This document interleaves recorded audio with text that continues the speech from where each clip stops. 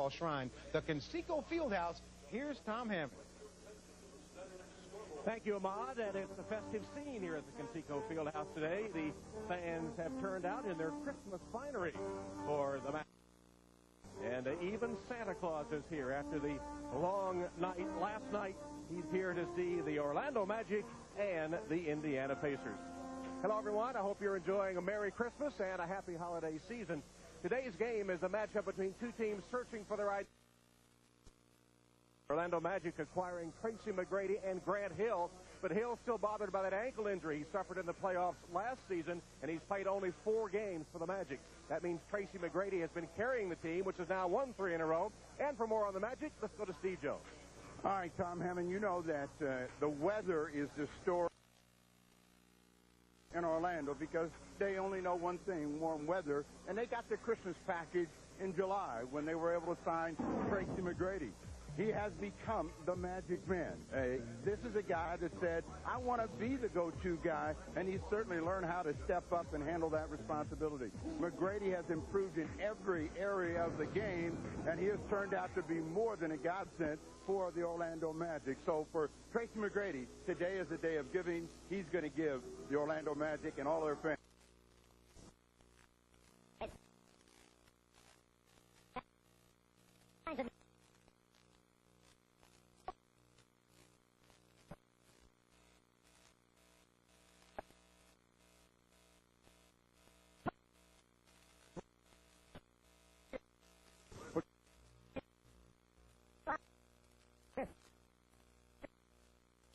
Have struggled. These guys have never.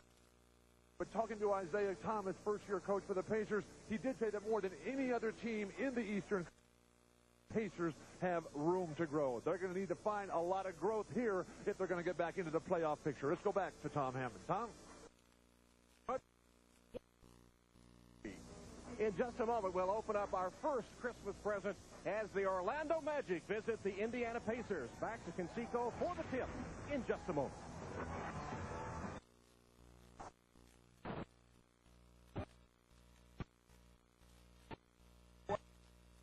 For you by Honda, a winning lineup of cars, sport utility vehicles, and minivans.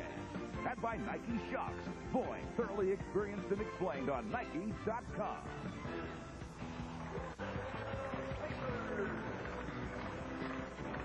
Not only a white Christmas, but a cold Christmas here in the heartland in Indiana's capital city. The snow left over from snowfall a few days ago, still on the ground, and very frigid temperatures. A beautiful fall day here in Indianapolis.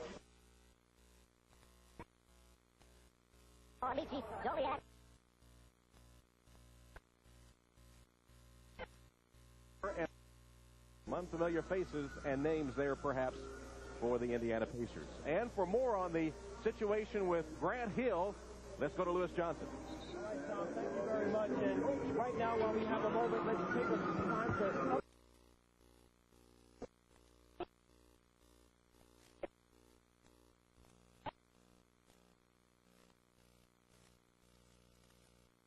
Now we're in the process. Grant Hill has already played 4 games, but he's played with a lot of pain. This past Monday, doctors did a bone scan. Now they're...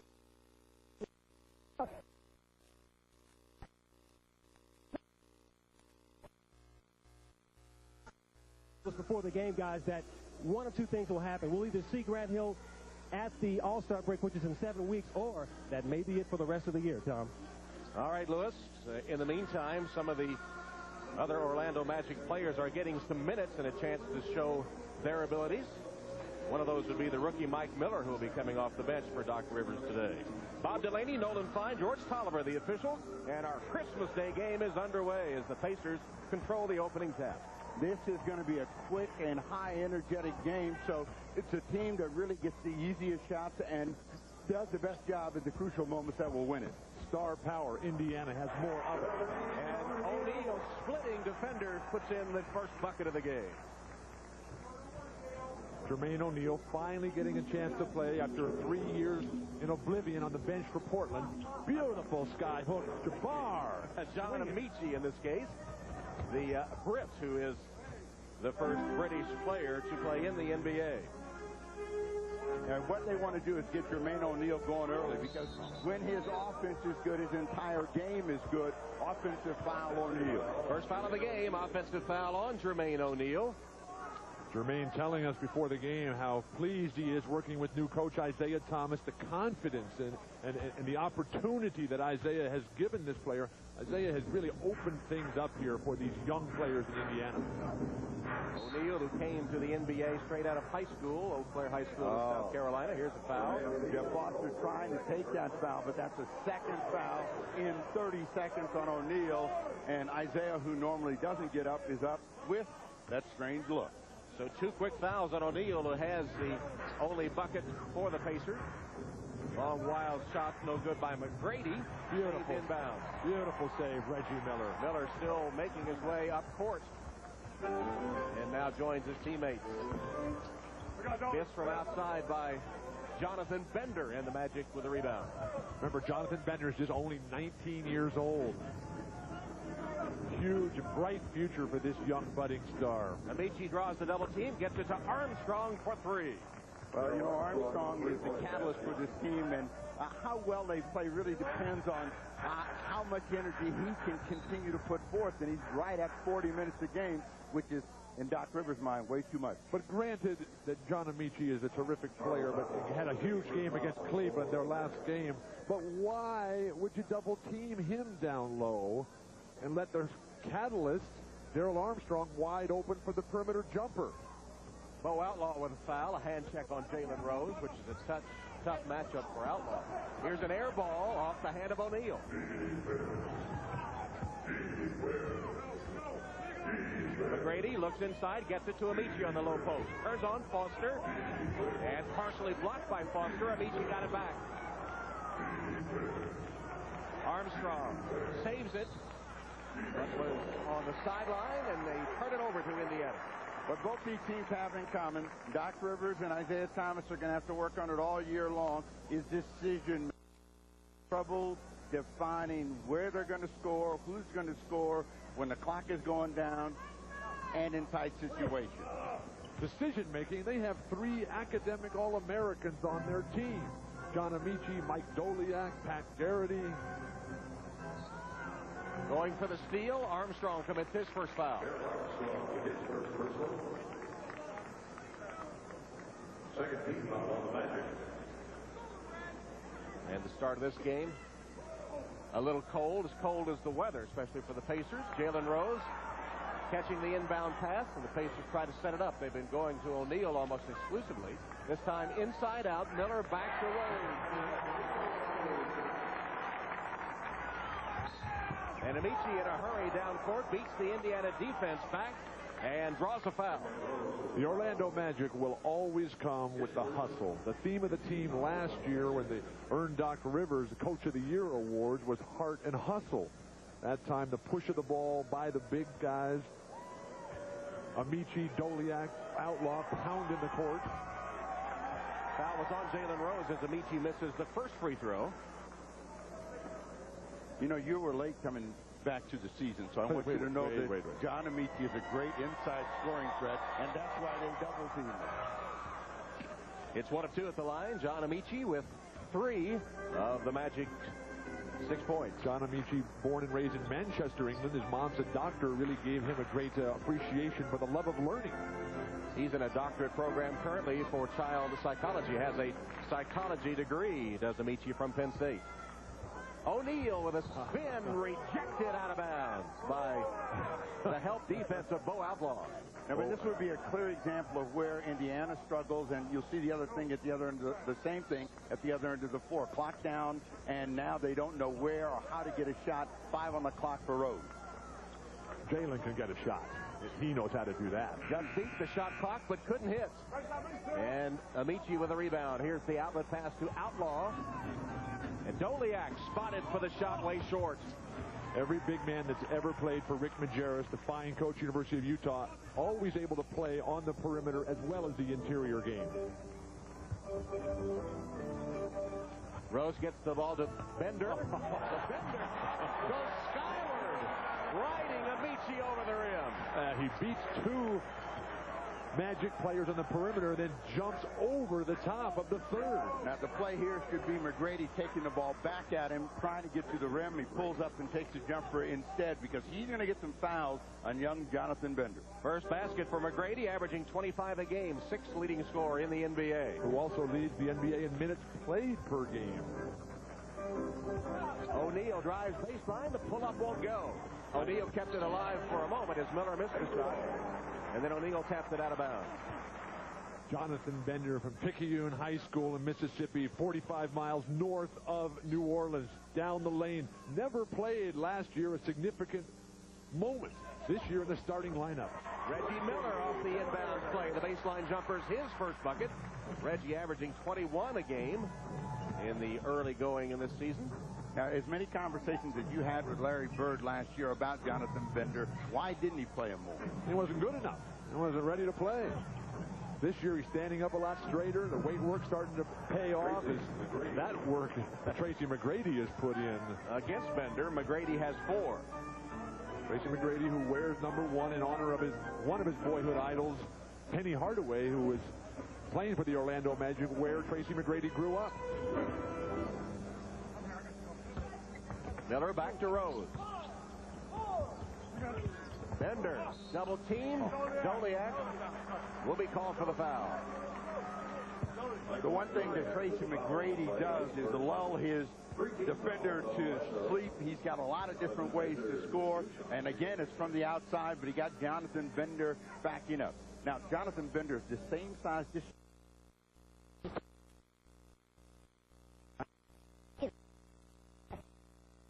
Got a nice rubber band around his forehead. And has pretty good touch on that free throw. Log on to NBA.com to vote for the NBA All-Star 2001 starters. And after the game, create your own Tracy McGrady highlight reel. That's NBA.com, your ultimate online site for all things.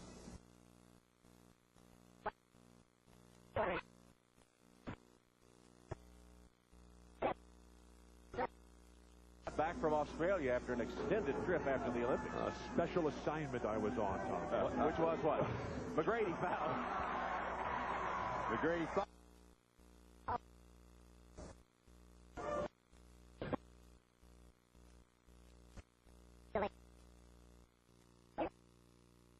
Doc Rivers telling us that he hopes to improve as a coach every day and thought he was a better coach now than he was in his initial season a year ago. You know, and last year he got bruised pretty good and, you know, showed some resiliency, got the team to bounce back, and they sprinted to the end with almost a chance of making the playoffs. Bruised? It was a honeymoon last year. He was coach of the year. They were expected to do terrible, and they did average. Nice rebound. Bender missed the shot. O'Neal tries to follow and draws the foul. Bender missed that shot. Must have been the loose neck. 14 fouls on the Magic. Jermaine O'Neal, one of a number of high school players who are now emerging as stars throughout the NBA.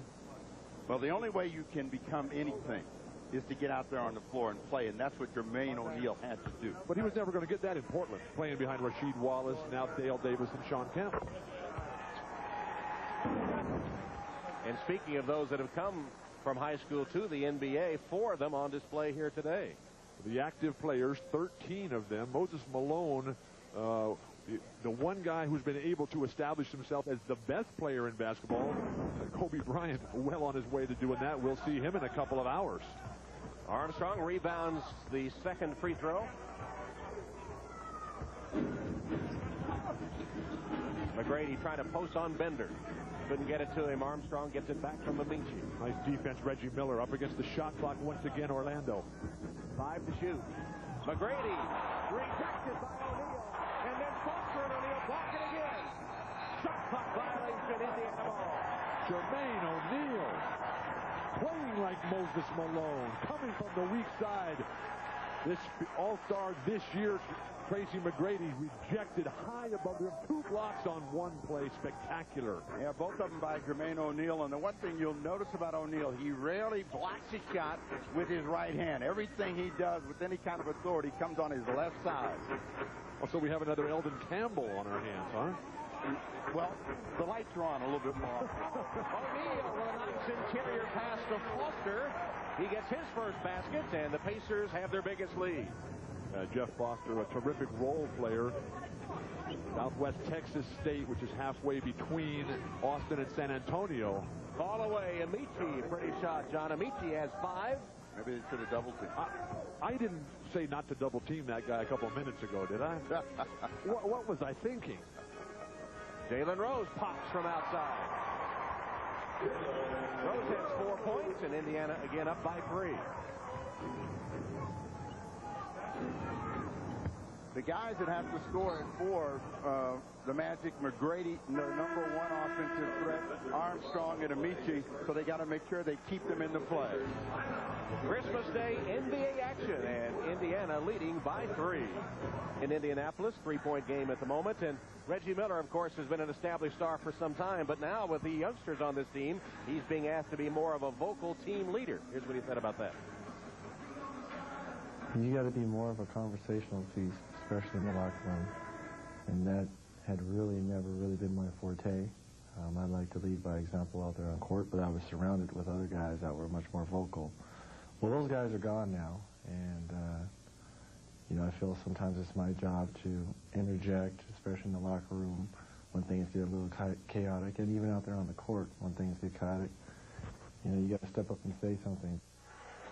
Reggie Miller always wanted to take full responsibility for the good and the bad.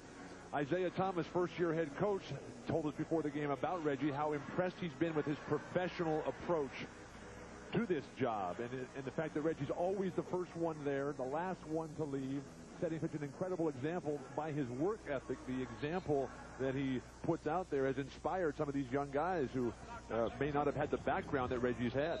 Isaiah still searching for that combination to go with Reggie Miller and Jalen Rose, and he's had 8 different starting lineups this season. Well, you know, Isaiah sits and he watches the game, and then he talks to them about their ability to read and react, and at both ends of the floor. The last time McGrady had the ball, the defense reacted very well. 6 on the clock for Amici. A lot of standing around by both teams playing isolation basketball. Amici with a fall away won't go, and the rebound to Bender. I have never seen Jonathan Bender play this well, play this upright. I thought you said we never saw him play last year. That's what I said. I've never seen him play this well. 10 on the clock for Rose. Foster back to Rose. Pick and roll. Foster, no call, lost the ball. Here's Outlaw. Deflected Miller. and stolen by Miller. Miller's 1-on-3 and lost it out of bounds. That hesitation move. So reminiscent of Bill Bradley, Dave DeBuscher, Bob Gross, Isaiah Thomas coming at you. Think on a 1-on-3, you're going to pull it back out and then go right back at him. You mean when he dribbled it out of bounds there? No. The intent of tricking the defender. McGrady makes a nice ball fake, but missed the shot. O'Neal gathers the rebound. So far, the pace of the game has been very controlled. Both of these teams play with kind of a frenetic pace, and I haven't seen it yet. Bender steps back, can't deliver. Amici the rebound. Doliak beats the defense and scores the layup. That is more Magic pace right there. Get the ball, push it as quickly as they can, and they need to get Doliak something cheap and easy to get him started offensively. Doliak, who played in the 1998 NCAA championship game where they lost to the Kentucky Wildcats. Reggie Miller, rebounded by Outlaw. Beautiful outlet, 2-on-1.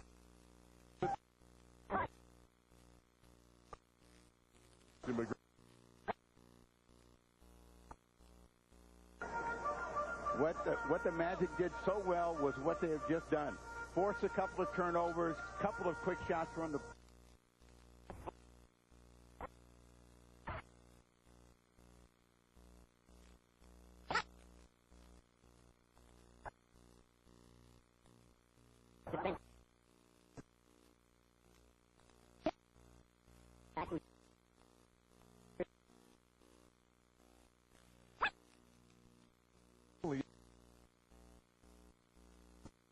Orlando with the ball, up 1.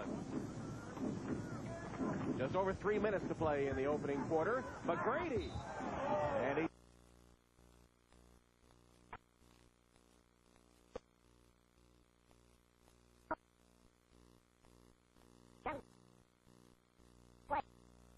that Doc Rivers believes and attack him, so they've been coming right back to McGrady.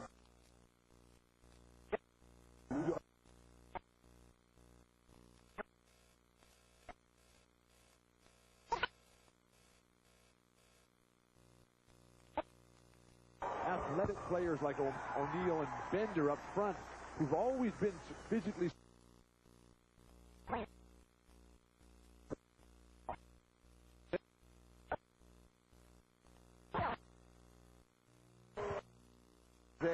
Is to be able to keep Jermaine O'Neal involved offensively, because his entire game is based on his offensive output, and when he sags offensively, his defense drops off as well. McGrady again. Shoots over Bender and scores. McGrady now with 8 points. How can you guard this guy? He's 6'9", incredible quickness, explosiveness. You got to back off him. He's going to dunk on you. Plus, he has a perimeter game. I thought you said defense started before they get the ball. Miller back out to Rose. I don't think defense has anything to do with Tracy McGrady's team.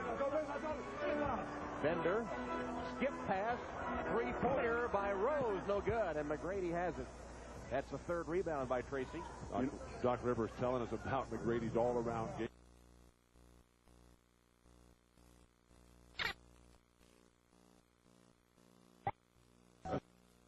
Come back with the Magic leading the Pacers by 1. Where you going? Where you going?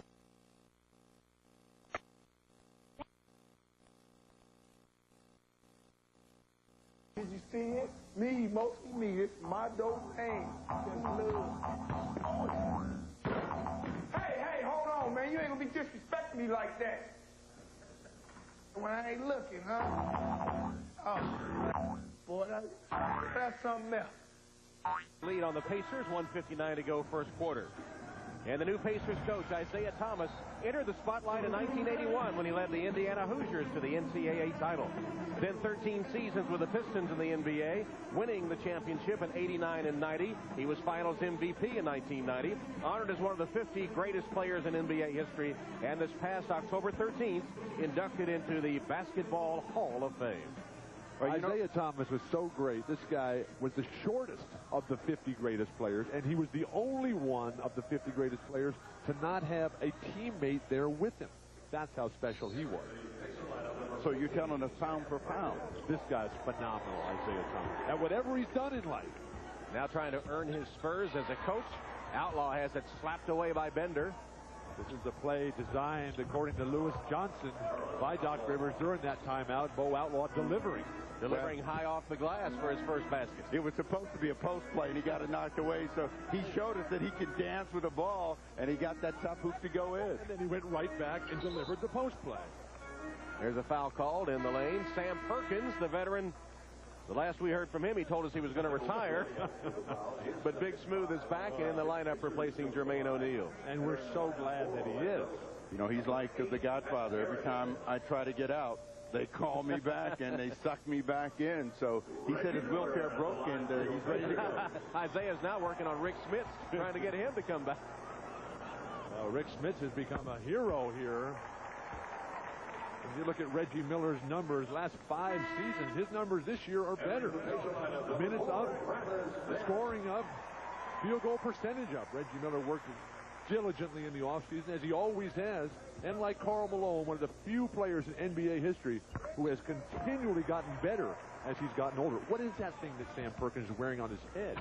The headband. Is that a hat? Can't be a hat. He's got a lot more hair than everyone else, so, you know, McGrady for 3. You know, out on the floor we have the Big Sleep. He just shot the ball, Tracy McGrady, and the Big Smooth. Some subs in. Travis Best in at the point, replacing Rose as Bender launches a 3, and he finds the bottom of the net. And Pat Garrity, who's been playing well, is in for Orlando, replacing Zoliak. Here's the steal. Beautiful defense, Sam Perkins again. Miller rejected out of bounds by McGrady. Indiana gets it back. Yeah, McGrady was hawking them all the way, but McGrady has the ability to extend his offensive range, and when he does that and consistently make shots from out there, he's all kind of problems with. This is what Doc Rivers likes, the return, the help, and he really is pleased with the defensive energy of Tracy McGrady. But on defense, your strategy has to be on the collapsing team part of it. Make them double clutch down low and then come with the weak side help to knock it out of bounds as McGrady did. Less than a minute remaining first quarter. Troy Hudson is in replacing Armstrong for Orlando. How many guys can bow out like guard? Miller tried to draw the foul, didn't get the whistle, but Foster gets the offensive board. The intangibles that Jeff Foster brings. Third leading rebounder in college basketball his senior year at Southwest Texas State. Bender is into this matchup with Tracy McGrady. And he draws the foul. He was looking to score right back at McGrady, and McGrady not happy with the whistle from the official. But this new look Indiana team is a lot more impressive this afternoon than they've been recently, having lost far too many games. And that growth that Isaiah Thomas was talking about prior to the game certainly on display this afternoon. Jonathan Bender shooting for his 8th point. He has 3 rebounds and a couple of blocks as well.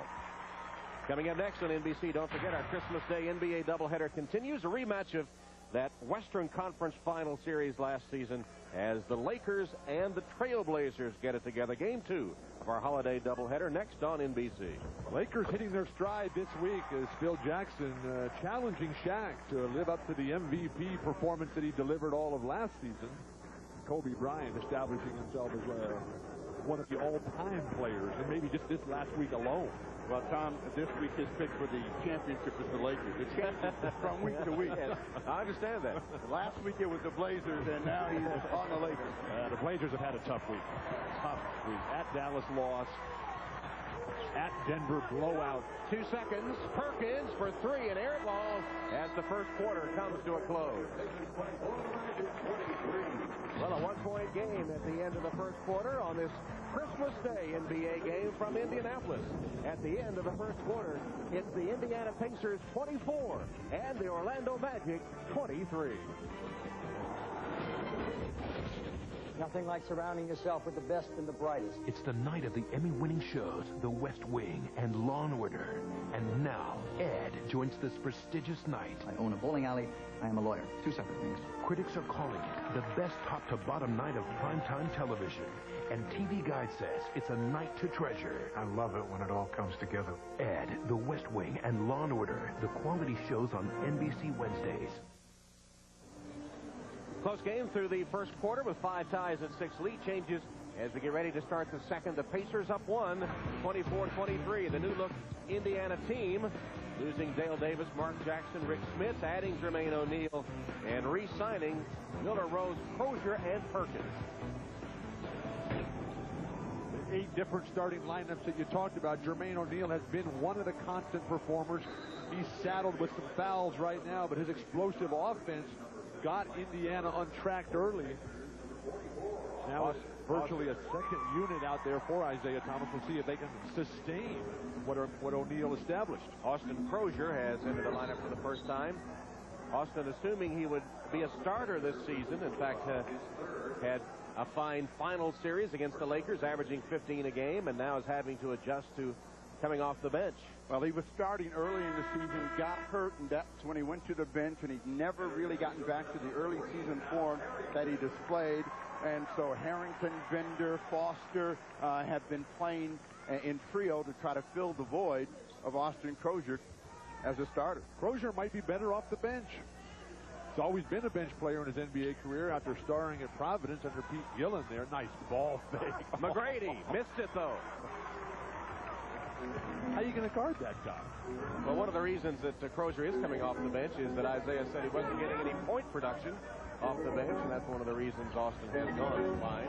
Jalen Rose misses over Garrity, out of bounds to the Orlando Magic.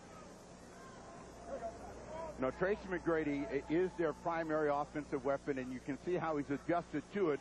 He's in an attacking mode. That was a tough shot, but he's going to make that shot many times before this game is over. Tracy started the game very cold, 2 for 7, but he's hit his last 3 field goals. He's got 11 points and 3 rebounds, half of Magic's field goal attempts. Had 3 in a row till he missed that layup. Here's Mike Miller, the rookie from Florida, and he notches a 3-pointer on his first shot of the game. Mike Miller, the rookie, who was the first-round draft pick and the 5th player taken in the 2000 draft.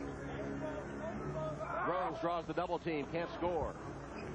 Miller hauls it down, gives it up to Hudson. P.J. Carlissimo in the pregame show was trying to put a positive spin on Grant Hill's injury. The only positive deal you can get out of that is that Mike Miller will now get playing time and learn how to get it going earlier than he normally would have playing behind Grant Hill. Perkins lost it. Hudson takes it the other way for Orlando. Nice. No, look, and Reed missed the layup. He was shocked, I think, they got the ball. Well, Troy Hudson is an outstanding point guard. And then Crozier loses it. All you have to do is get this one up in the air. McGrady makes sure. So McGrady now has hit 4 of his last 5 shots. He has 13 points, and the Magic lead by 4. Well, the Indiana Pacers have come down 3 straight times and turned the ball over, and they've really been unforced turnovers. So they've got to do a better job of taking care of the basketball. Back inside the rows against McGrady. There's that heart and hustle we've seen from Orlando over the last year and a half. Nice rebounding Garrity. Orlando has outscored Indiana on the fast break point, 7-0. McGrady lost it. Garrity with a dive saves it. Hudson missed the shot. 3 layups. The Magic have missed here in the last couple of minutes. Harrington. It's like a foul on Miller of Orlando. The more you watch Tracy McGrady play. You see Miller, he looked down at his number and said, could that have been me? And he looked down to see what his number was. When you watch McGrady play on a regular basis, here's a guy who virtually every game does something that you've never seen any player in basketball ever do. Ever? Ever. I thought you reserved that for only Michael Jordan. Well, Smooth. Perkins can't hit. Miller has another tough rebound. But things are changing quickly here, Steve. McGrady for 3. Tracy McGrady with 16. And the Magic have their biggest lead. They're up 7. Now, this is where Isaiah Thomas has to study his troops right here. They go through stretches of non-scoring and non-productivity. Crozier got himself open but missed. They have gone 4 minutes now without a hoop. Bender, who was playing well offensively, picked up his 3rd foul, went to the bench, and they've kind of gone cold. Garrity had that one rim out to Perkins. But beautiful execution of a post-up move there by Garrity. Now here's a guy that really energizes him when he gets going. Al Harrington trying to bull his way in. And he did bull his way in. He gets called for the offensive foul. Well, the Pacers in danger, if this keeps up, of losing their 4th straight at home. 8-0 run by the Magic. Coors Light, who reminds you the 3 most important words are, hey, beer man. And by Chevrolet. If only everything was as dependable as a Chevy. Chevy will be there.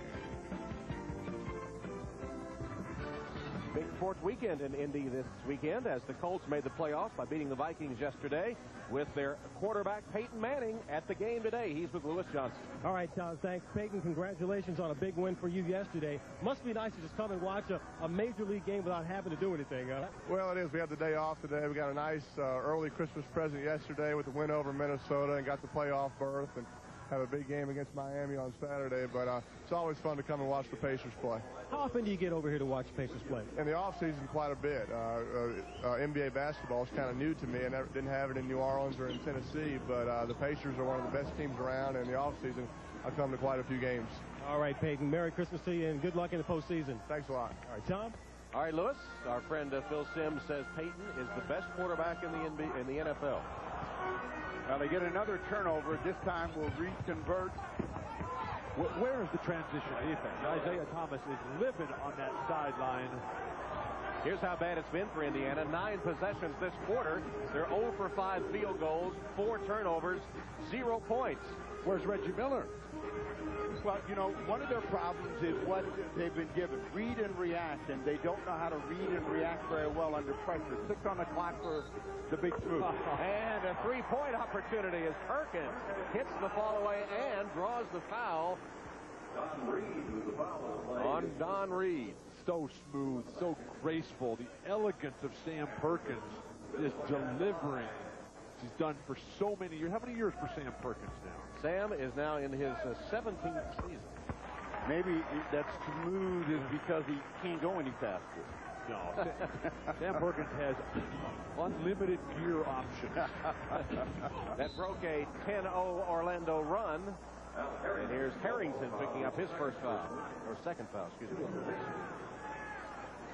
Harrington is a high-energy player, and that's where Isaiah's going to have to work with him. They thought the call should have gone the other way, but Harrington really has got some potential for them if they can just keep him out on the floor. He looks so good physically, Harrington, as Miller yet to find the range.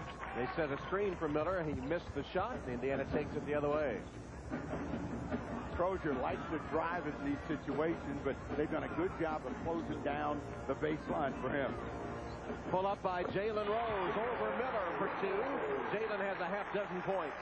Reggie Miller still on the bench. Everything for Indiana coming off the dribble, going to their weak hand.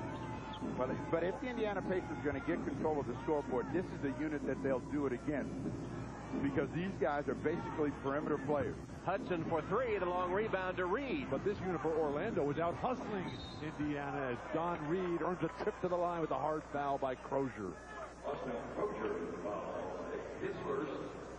Time and time again, though, Indiana having to go one-on-one up against the shot clock. On the other hand, Orlando, they're moving the basketball. Guys are setting screens, guys are cutting without the ball, and they're getting wide open jumpers. And over time, that tends to swing momentum in your favor. Don Reed from Georgetown and spent 4.5 years in Detroit, a half season with Washington. How many Georgetown centers now? 6? Ewing, Mutombo, and Mourning. Counting Alonzo. Reed, Jahidi White.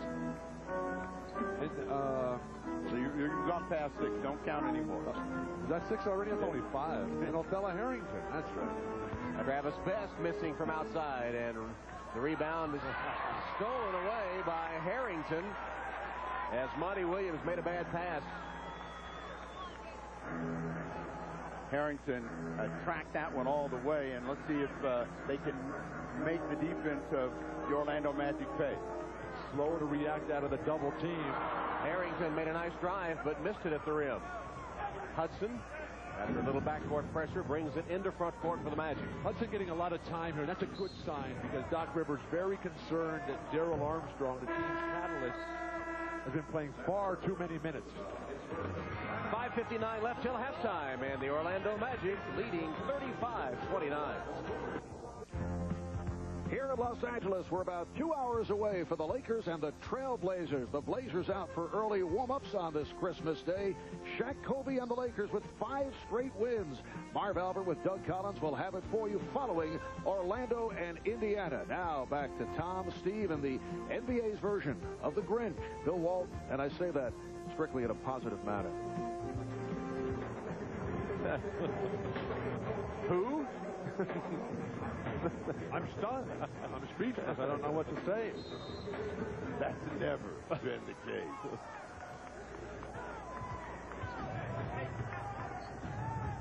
Orlando gets it inside to Garrity. Mismatch against Best. Now Crozier, as Reed dives to the rim, Garrity hits him, and they operate the half-court offense to perfection, waiting for the double team and getting the open man. I think the Indiana Pacers have to get off of the double team with Garrity. Make him prove that he can score in there consistently. This is the guy that likes to catch the ball and face the basket. He's playing with his back to the basket, Jalen Rose.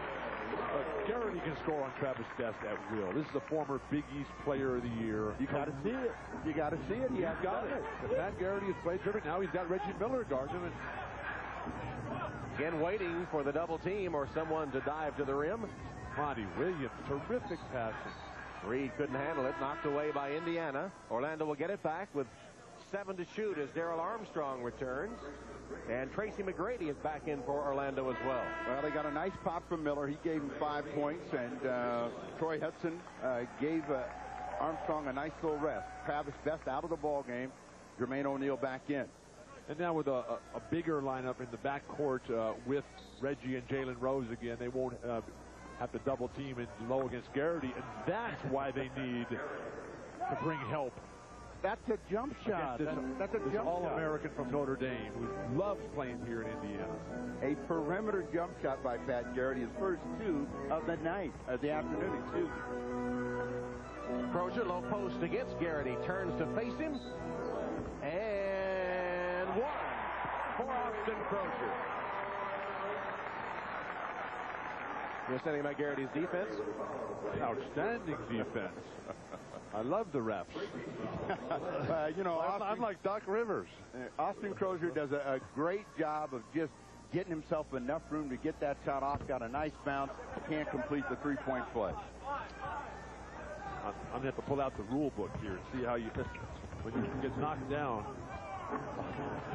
McGrady didn't cool off when he went to the bench.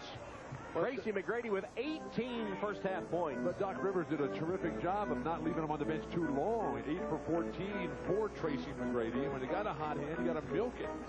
Leading the league in minutes. Orlando by 8. McGrady went for the steal. Harrington couldn't hit. O'Neal had it swiped away, then goes to the floor to pick it up. Harrington with a kicked ball. Orlando retains possession. When you have this sort of outside shooting ability at 21 years of age, fading away from the basket, off the dribble, going to your offhand, an unlimited future. McGrady has hit 6 of his last 7 shots. As Amici returns, replacing Reed for the Magic. Miller got the roll. Reggie Miller. Well, the guys who are going to have to start picking it up offensively are Miller and Jalen Rose for the Indiana Pacers. It's nice to have the young guys get a little feel, but they are the horses, and they haven't really made their statement here in the first half. Monty Williams pulling his way inside, and then Rose blocked it. Indiana showing better shot blocking capability as Jalen Rose finds the range. Doc Rivers telling us that what this team really needs in Orlando is an intimidating presence defensively inside, as well as better backup production out of the point guard position to give Darrell Armstrong more of a rest. And Orlando takes a timeout as the Pacers have climbed back to within 4. Reggie Miller gets the roll on that shot. Well, the primetime guys are Miller and Rose, and they come back with back-to-back buckets, and that's the reason they closed in on Orlando. 0 at the half. We'll have the first half insight from Kevin, PJ, and Peter. I'll tell you what, so far it's going to be tough. The young guys at Indiana are finding out it's a little bit different without the veterans to lean on. We will also be joined live by the Blazers' Scottie Pippen, and we'll look back at some of the great moments in the NBA from the first couple of months of the season. Back now to Tom Hammond. All right, Ahmad, looked like you guys were getting ready to choose up sides for a pickup game there at halftime. Well, the smart one would be taking Kevin Johnson right here. No, that's a really bold statement there. The statement in the first half has been made by Tracy McGrady, showing us his terrific perimeter game and the range of his perimeter game and the ability to play above the rim. So McGrady, who's averaging almost 26 a game, almost has got that day's work done with 18 here. What kind of game does PJ have? No game. No game. I don't know. I think he can deliver on the dribble penetration. Amici backing in on O'Neal, and that'll be 3 on Jermaine O'Neal. John Amici grew up a rugby player. Didn't start playing basketball until he was 17 years old. After playing a couple years overseas in Europe, played a year with Cleveland, coached by Mike Fratello. Then Doc Rivers, when he got the Orlando job, Doc Rivers kept calling him, saying, we got a spot for you, we got a place for you. Played really well for 1 year on a 1-year contract. The Lakers offered him $17 million. All the Magic could pay him was $600,000. He went back to Orlando, mind-boggling.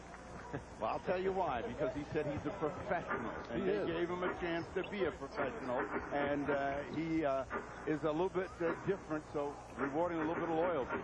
A very thoughtful young man, always interesting to talk to. He began his college career at Vanderbilt, then transferred to Penn State.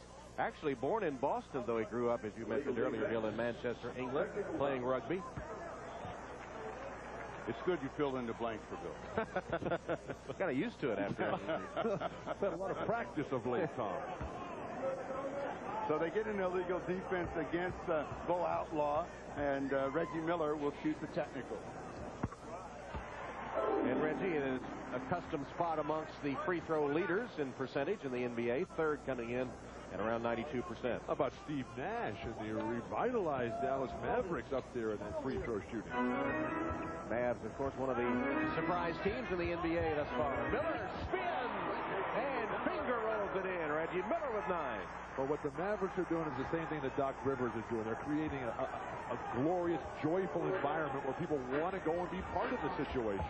What are you saying? Nobody else is doing that? Well, you see a lot of happy faces on Orlando and Dallas. McGrady and 1 as he took Harrington to the rim and has a chance for a three-point play. You know, the Indiana Pacers had to get their big hitters into the ball game. Miller has responded since coming off the bench. A big hoop there. And then on the other side, McGrady has been the answer to whatever Isaiah and the Pacers have had. McGrady's now hit 7 of his last 8 shots.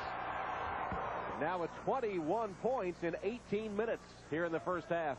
But the freshness that some of these new and upcoming teams have brought has been something that's eluded the Indiana Pacers, and that's what Isaiah is trying to find, that balance between the star power of Miller and Rose and the young guys who don't really have anything established yet.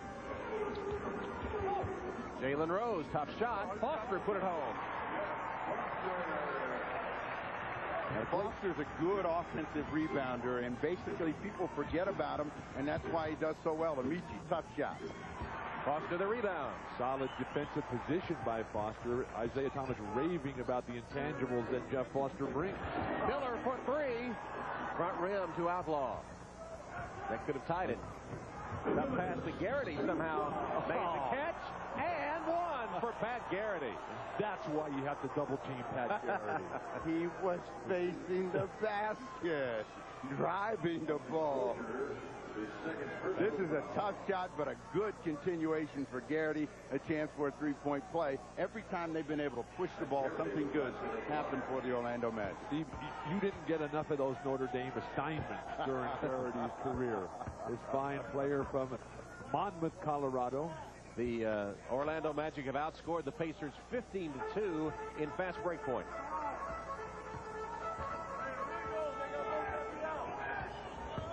Reggie has his whistle out. He was calling for an illegal defense as they're trying to get the ball to Harrington in the post. Why are they attacking Bo Outlaw? Harrington knocked Outlaw out of the way. No whistle and a technical foul called on the Indiana bench. Now look at all of those guys over there looking like none of them said a word. I mean, so somebody slipped something in. Tracy McGrady is the guy that gets a technical foul for taunting. Taunting technical foul. He pointed right at the Indiana bench, and you're right, they all look so passive. Well, I know for a fact that Tree Rollins would never say a word. So Mr. Automatic at the line. Reggie Miller. It's the tee. That is not a mirthful smile on the face of Doc Rivers. He has to be pleased, though, with the way this team has come out.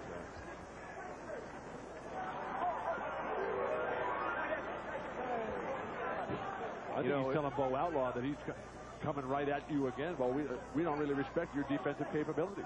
I've been a lot of times I wanted to call a tee on you for taunting. Traveling call, Jalen Rose. Well, after they got a call, and Isaiah had some fun about it, he's upset with the call to going the other way.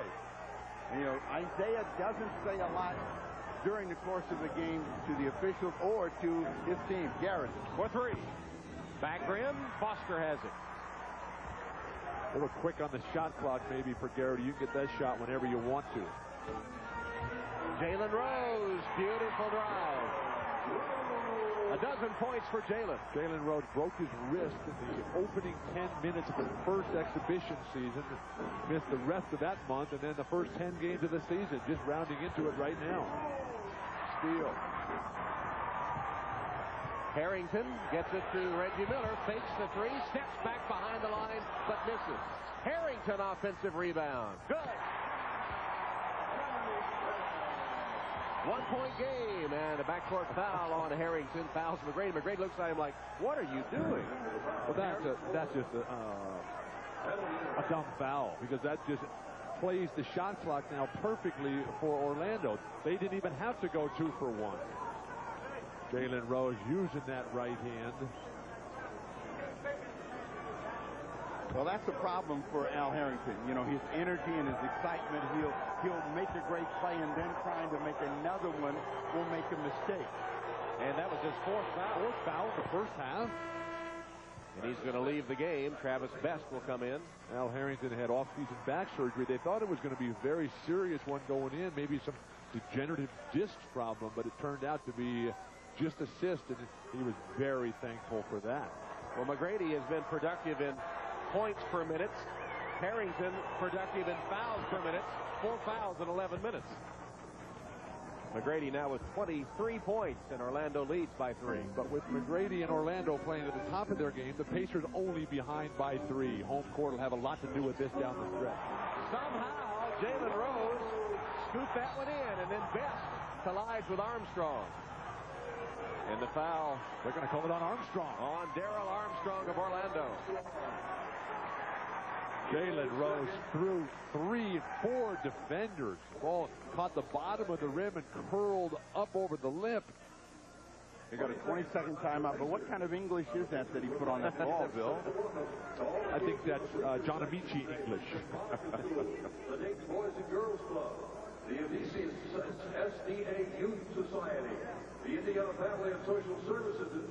This is a tough call here against Darrell Armstrong, whose team had the ball and the pass was being thrown to him.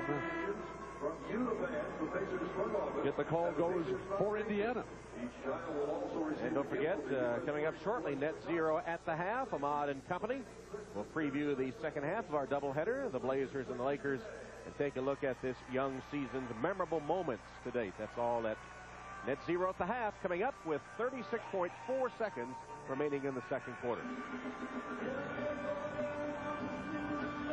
Well, Tom, Bill Walton has already said that on Christmas Day the home team already wins, so he's feeling a lot better about his early prediction that the Pacers somehow would come out on top as they close with within one, and they have a chance to maybe get the lead with this possession. When was the last time the road team did win on Christmas Day? Jalen Rose, he's had the hot hand, and he has 16. At 12 in the quarter for Jalen Rose.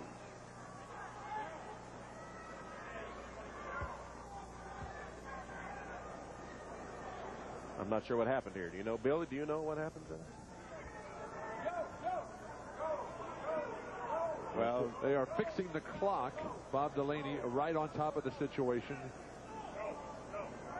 They wanted it at 27. There we go. So 27 seconds remaining till halftime. Orlando with the ball now down by 1. Nice pick by Bo Al on a 20-second timeout. Magic call at 20, trying to get a good shot to close the half. They led most of the second quarter, but now find themselves trailing by 1. Star power dominates in the NBA, and it's Jalen Rose teaming with Reggie Miller, who have kept Indiana alive enough so that that jumper gives them the 1-point lead. The last 3 seasons for Jalen, minutes improving dramatically and a point production along with that. Jalen Rose, who started his career in Denver, up and down period of time there, and then when he first joined the Pacers with Larry Brown, couldn't get much playing time then, but since Larry Bird took over, it's been a meteoric rise to the top, in a certain appearance in this year's NBA All-Star game to be played at MCI Center in Washington.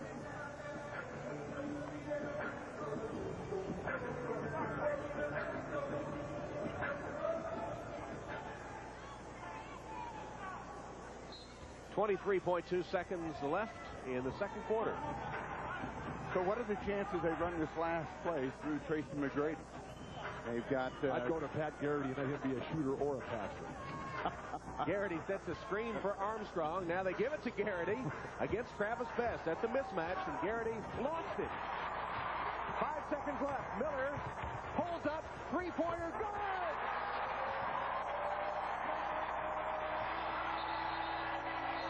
Oh!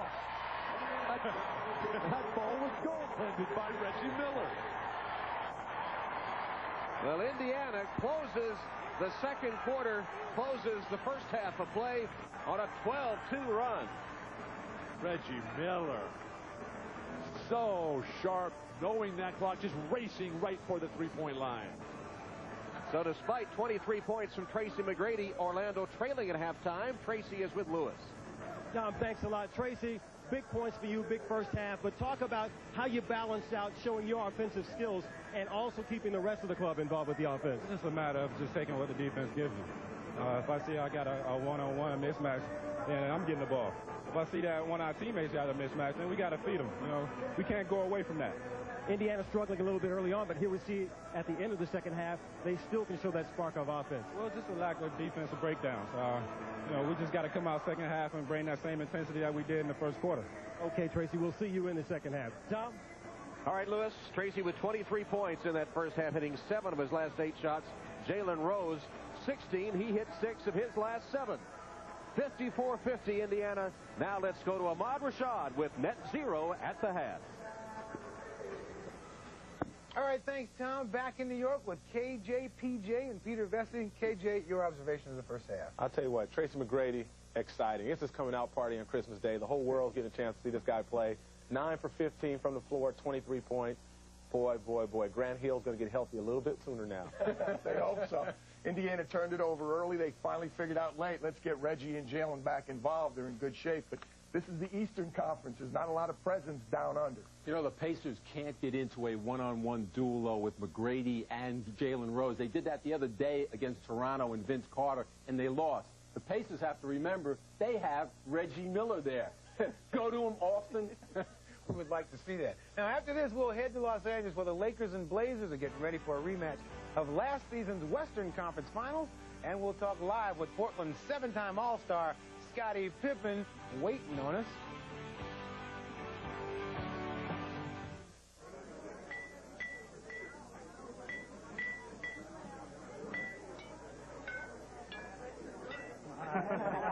Keep going, keep going.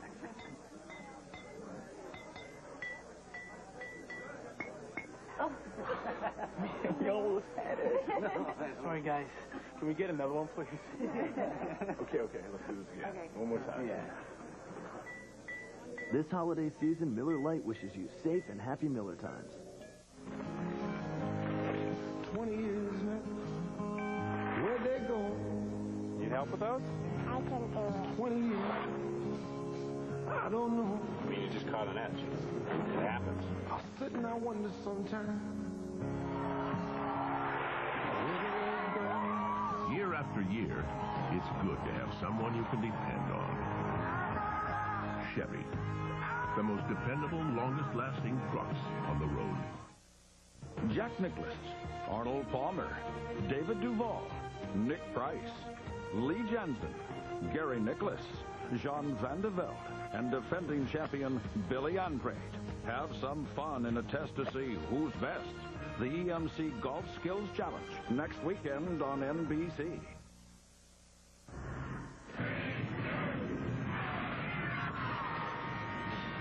Welcome to Net Zero at the half. Net Zero, defenders of the free world. Not just free internet access, the best internet access. Call 1-800-DEFENDER. Later today, the Portland Trail Blazers pay a visit to the defending champion Los Angeles Lakers. For Portland, it's a trip that'll bring back some bad memories. It's their first visit to the Staples Center since last year's Western Conference Finals. A great rivalry, and it's going to become an even greater rivalry as this series moves along to what people feel could go the full 7. Let's go. 1, 2, 3, must win! All of a sudden, the Blazers can't buy a hoop. The Western Conference Championship on the line. The jump hook. The Lakers have taken the lead. The Lakers are going to the NBA Finals for the first time since 1991.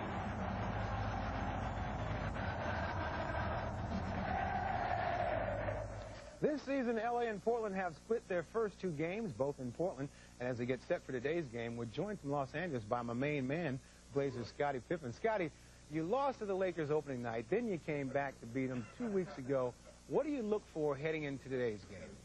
Well, I think today we want to see a little bit more consistency on our part. The first game that we faced this team, we weren't quite healthy. Salas was out of the lineup, and I ended up getting hurt early in that game.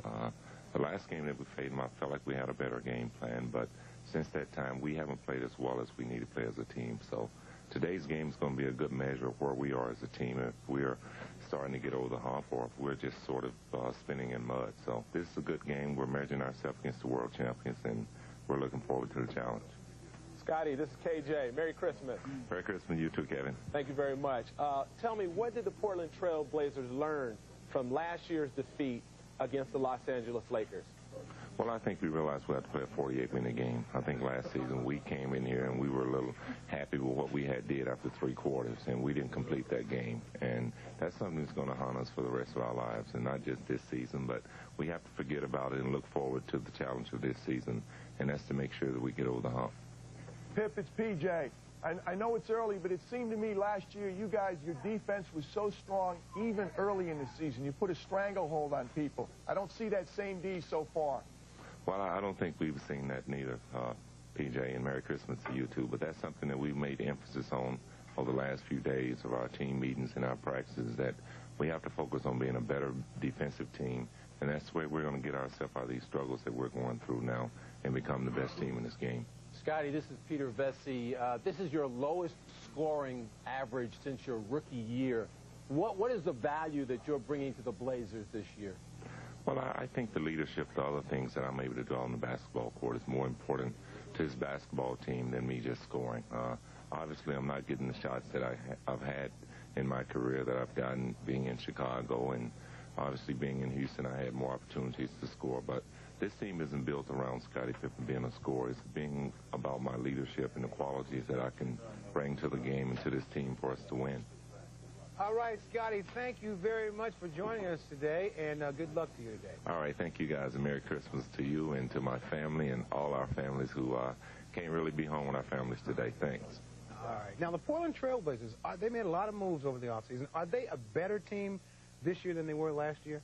I think that the one thing that Scottie Pippen didn't mention here in the interview, but he felt that the role players coming off the bench last year did a good job or a better job of accepting those complementary roles as compared to this team this year. So I don't think they're a better team right now than they were last year. Mike Dunleavy's got a very difficult job juggling minutes with this group, and Sean Kemp has been a distraction because they got to play Sean Kemp with his contract, and that trade was such a big trade. I think it's been very unsettling for this team. I agree with that. You know, I'm not going to blame all their problems on Sean Kemp, but I know the team has felt that he's received preferential treatment because they do have to play him. They owe him something like $70 million over the next 4 or 5 years. He came in out of shape. He had a bad attitude. He's been late consistently, and he's always in foul trouble. So what is Dunleavy to do?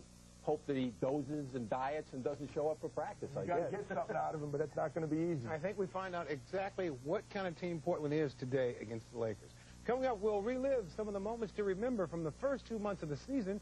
You're watching the NBA on NBC. Brandon over Weber. Got a clean look at Weber.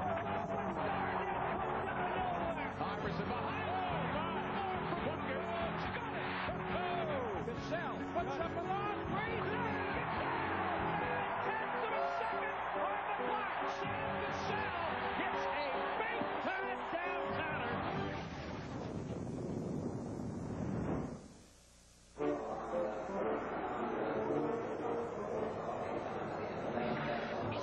Hey, everybody. This looks like fun. How much is this airline paying you people to sit here? What? You're paying them? You mean like those people who pay for internet access? Why do that when you can just log on to NetZero? It's fast, reliable, and it's totally free. You never pay a monthly fee. Ever, ever, ever. NetZero. Not just free internet access. The best internet access. We're gonna 1, 2, 3, 4, 1, 2, 3. Well, there's a reason everybody should be shaking in the house tonight. The boys are there! Don't look surprised, 'cause you know what I like. And tonight we ought to do it. 'Cause the boys are back in town. Say hi.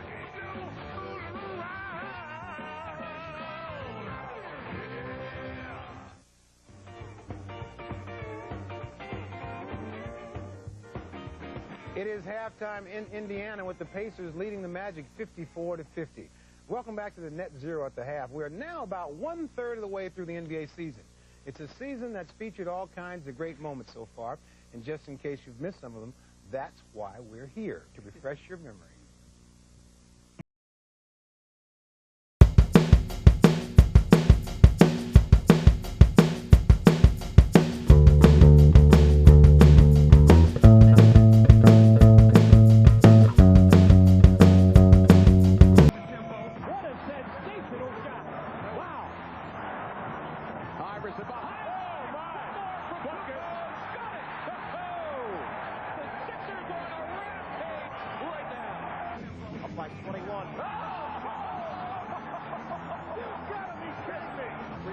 it back. He shoots in the seat of his pants and scores.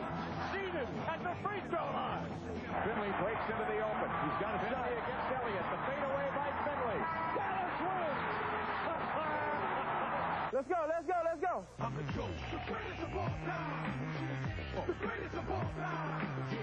The greatest of all time. Nate McMillan loves coaching the Sonics. Seattle has responded.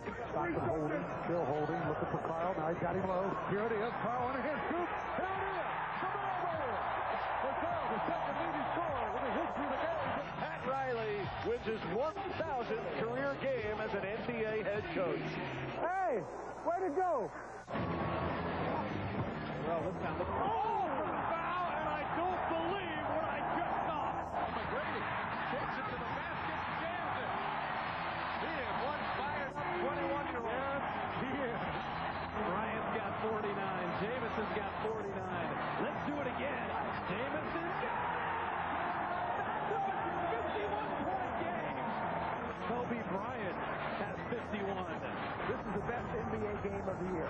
Mobley with 2, with 1. Norris, the 40-foot heave, he got it! And won the game!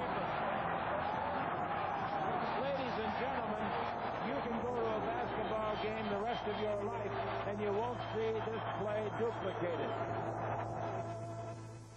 So there you have it, some of the highlights from the past 2 months, and let's talk about the season at this point. What has caught your attention, PJ? Well, youth is being served. We see a lot of people and some new teams emerging, but the power is still in the West. 89-51, the Western Conference has dominated the East, and it's going to be that way all year. I'll tell you what team has really excited me is those darn Sacramento Kings. I'll tell you what, they're playing defense finally. They're one of the top scoring teams. They got the leading candidate for MVP and C. Webb. Little Sacramento City is alive right now. Where are you from? Sacramento. I think the biggest surprise is who would have thought that the Kings, Jazz, Hornets, and 76ers would be leading their respective divisions, right? And also that the Bulls would have won as many as 3 games by now. Charlotte's legit. So wait, how about the young kid out there in Golden State, Mark Jackson, rookie, averaging 20 points, 8 rebounds. His dad was a member of the Harold Melvin and the Blue Notes. So if you don't know him by now, he drafted him. He drafted him. You don't know music either. Harold Melvin and the Blue Notes. Right. If you don't know him now, you will never. It's a long one. The Pacers and the Magic getting set for the start of the second half. In just a moment, we'll send you back out to Indiana's Conseco Fieldhouse. Thanks for joining us on the Net Zero at the half. This has been Net Zero at the half. Net Zero, defenders of the free world. Not just free internet access, the best internet access. Visit www.netzero.net. And now a sneak peek at the new NBC comedy, Three Sisters. You know he has a total crush on me. Really? And you think it's because? Because at Labor Day he kept trying to throw me in the pool. Oh, let me guess. Did it go a little something like this? Oh, no, don't throw me in the pool. My T-shirt will shrink. That was Mom. Three Sisters, NBC Tuesdays after Frasier, 2 weeks. What I waited.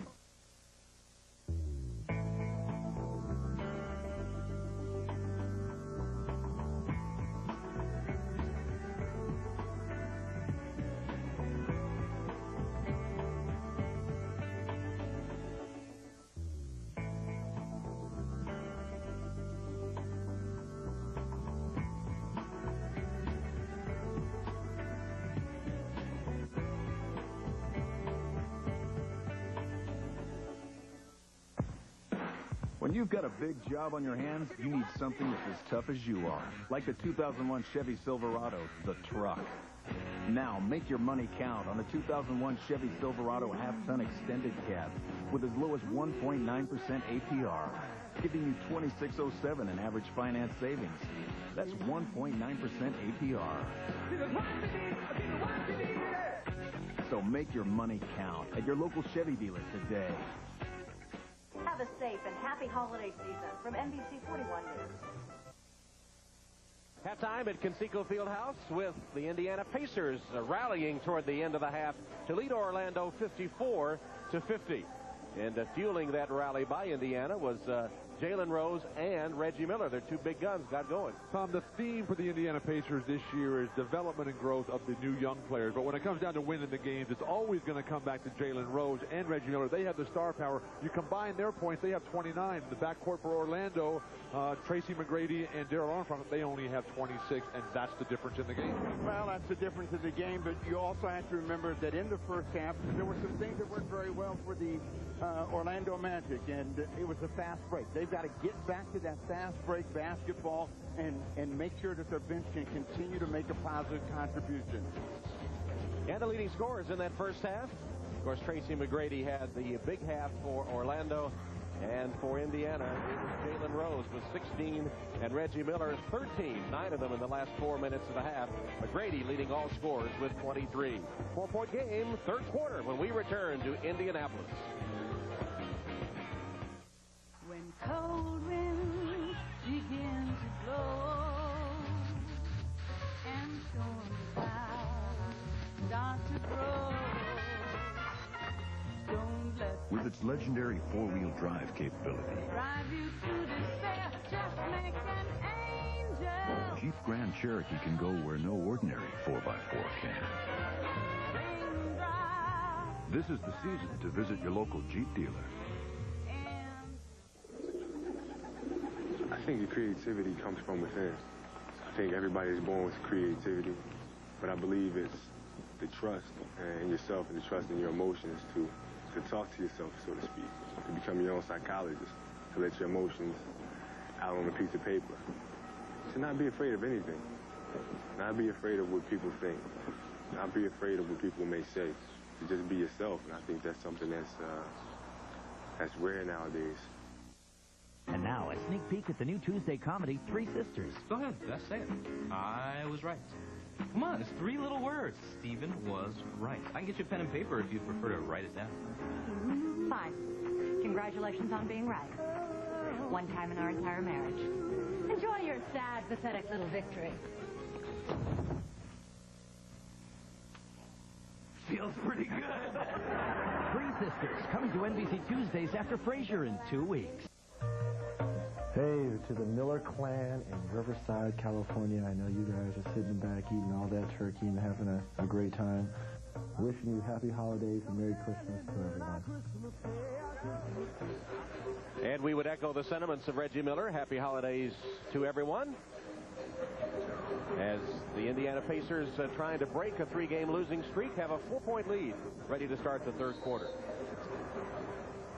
The secret for the Orlando Magic is to be able to keep their energy up, force some turnovers, and win this ball game in a sprint. If they have to set up, they're going to have to drive the ball through Tracy McGrady, and I'm sure Isaiah has made some adjustments for Doc Rivers. Well, how are Jonathan Bender and Jermaine O'Neal going to be able to deal with the fact that they're in a little bit of foul trouble? They each have 3. Amici forced it up.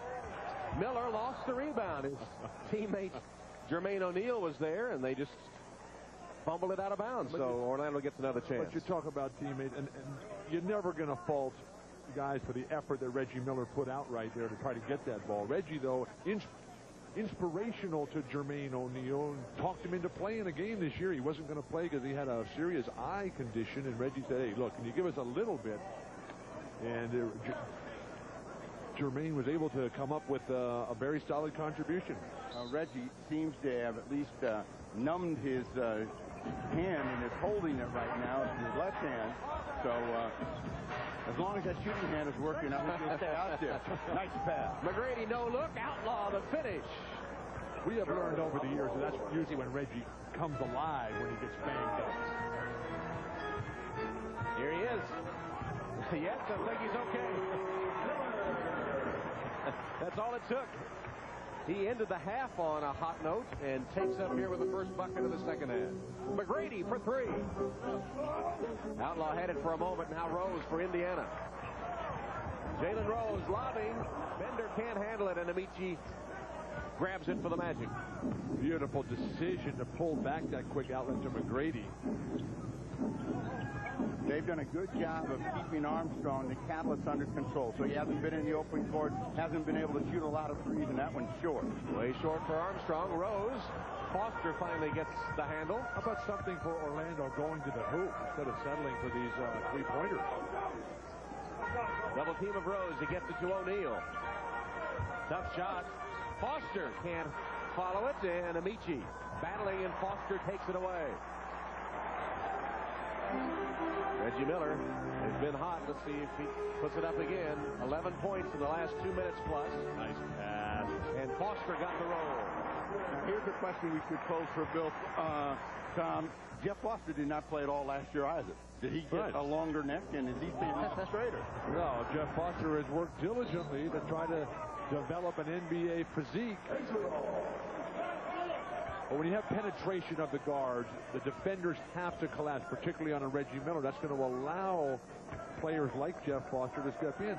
A limited offensive game at this point, just in his second year. A lot of promise for Foster, though.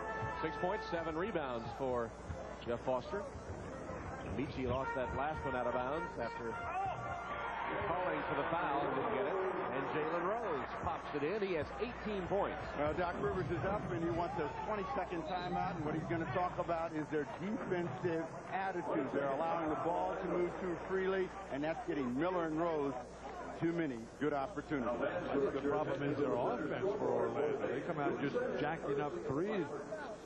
Jalen Rose able to deliver time and time again and going to that right hand. What was it that Lenny Wilkins said? The league has fallen in love with the three-point line.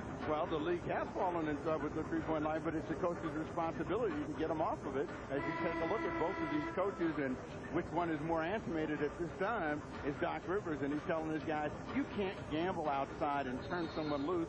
They're taking a look at Reggie's wrist, but he's going to stay in game. It can't be that serious. They got the assistant trainer working on it. When Dave Craig, one of the deans of NBA trainers, when he gets involved, then it's a whole other story. Indiana's on an 18-4 run going back to the close of the first half, and they had their biggest lead. They're up 8. And what is killing Orlando? Turnovers. They had 3 of them in the last 58 seconds of the second quarter that led to that 12-2 closing run by Indiana, plus inappropriate shot selection. Amici against Foster. Nice fake. Missed the shot. Got his own rebound and is fouled. Amici couldn't finish after making a nice move, but stayed with it, pulled down the offensive rebound, and will step to the free throw line. But here's a classic example of an Orlando Magic player. They have 3 starters who weren't even drafted on the team. A team generally of unloved players that have found homes in Orlando. Coming to NBC beginning next Saturday at 4 Eastern, the EMC Skills Challenge. Jack Nicklaus, Arnold Palmer, and others have some fun. Test their abilities matching each other shot for shot in 8 golf disciplines. The EMC Skills Challenge next Saturday, 4 Eastern, here on NBC. Now, the hope for the Magic here is to keep this ball game close through 3 quarters and see if the Indiana Pacers have learned how to finish in a tight situation. Rose. Unless Orlando finds some way to slow down Jalen Rose. The game that Jalen had a head-to-head matchup against Vince Carter about a week ago here, where they both were over 40 points. Well, you know, they put their best defender individually, and that is a full outlaw on him, but Jalen Rose has turned them inside out. Blocked by Bender. Too slow of a delivery. He took way too long to get that one up. Miller off the curl. Armstrong recovered. Now O'Neal. Get past to Bender. Right to Doliak. Can't finish it. Here's Armstrong the other way for the Magic. 3-on-2. They've been best when they've had the break going. McGrady misses the pull-up. Miller lost another one out of bounds.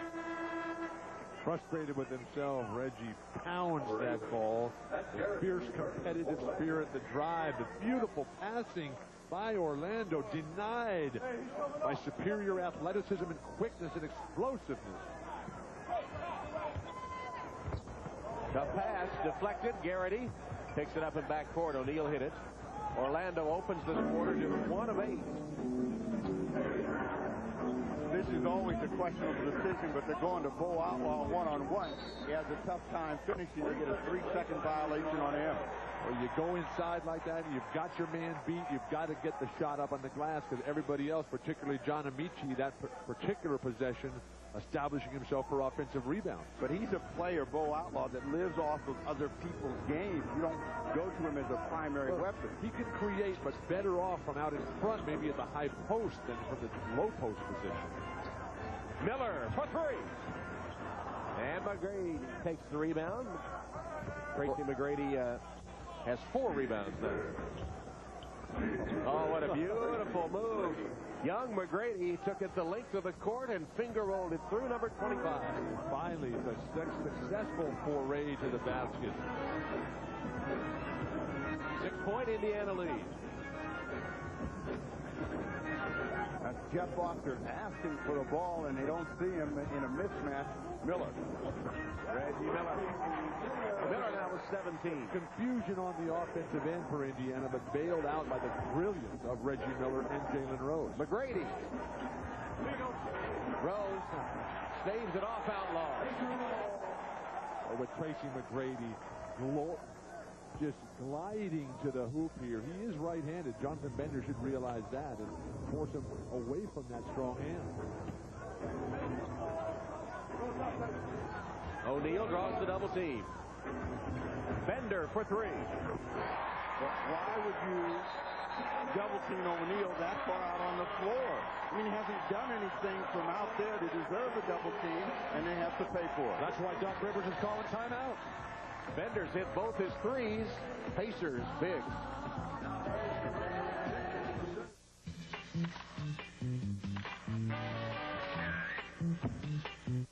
People are most afraid of a legend. What they don't understand. Who turned his back on the world.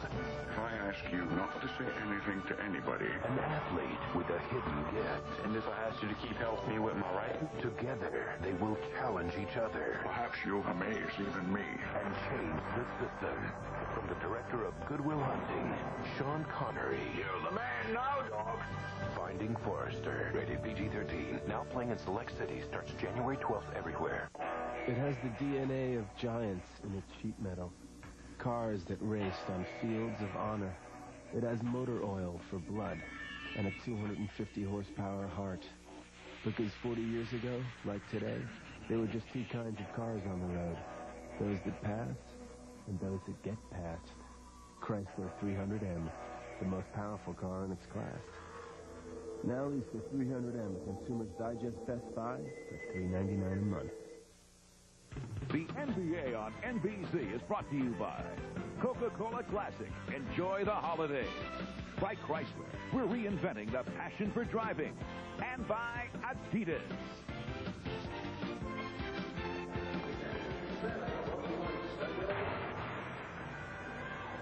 The NBA All-Star Game set for February.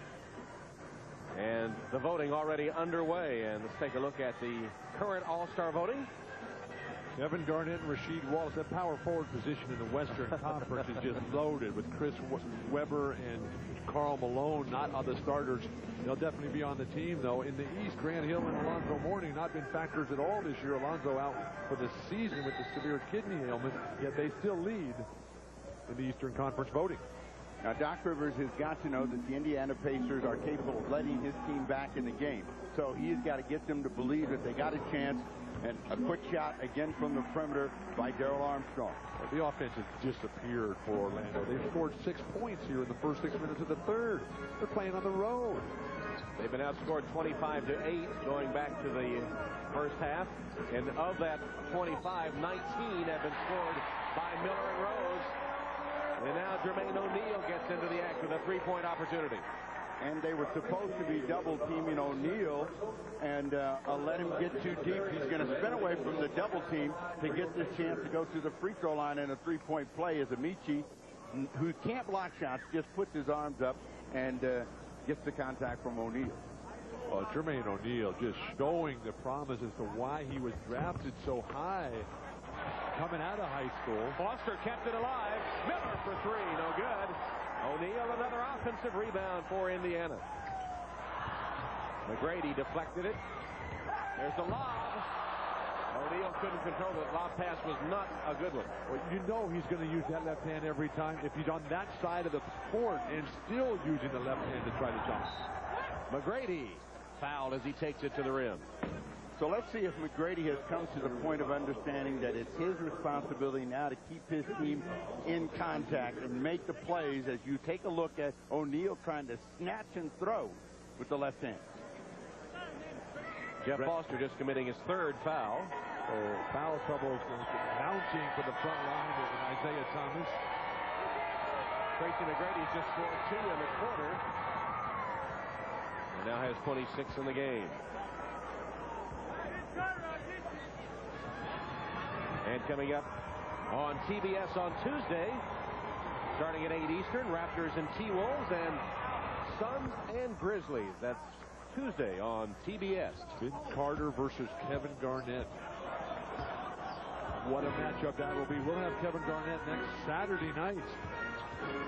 He, like Tracy McGrady, like Lamar Odom, just showing things that taking the game of basketball to new heights on a regular basis. Well, the best defensive stand by the Orlando Magic. They turn it over, then Garrity can't control it. Bender and one. You keep talking about defense. It's their offense. They're turning the ball over. They can't shoot. Well, you know what? Neither one are very good. This guy here is showing a lot of signs of promise. Jonathan Bender, three-point shooting range, much better muscular, skeletal development, moving without the ball, playing above the rim. Skeletal development. Where does that come from, that skeletal thing? Look how much more erect he is this year. You know, they said that he had the game that was reminiscent of the great George Gervin, and we'll find out it's a career high for him today. He had 9 all in the first period. He's got 6 now. So he's making a little Christmas Day statement of his own. Here's a guy who's had some serious DMV coach's decision already this year. Armstrong for 3. Jermaine O'Neal. Couldn't hold on to it, though, as he went way up. He's hurt. Jermaine's hurt. And then the jam from Reed. Jermaine is hurt, and that is not a good sign for an already thin front line for Isaiah Thomas. Now he's rubbing his leg, but I think he's okay. Easy for you to say, sitting over here comfortably with someone bringing you sandwiches. He had a sandwich? He had a 4-course meal during the last time out. You see him come down, and it looks like he might have come down on his ankle a little bit, and he's had problems with his ankle right there, stepping on the foot of Jeff Foster. He tweaked it a little bit.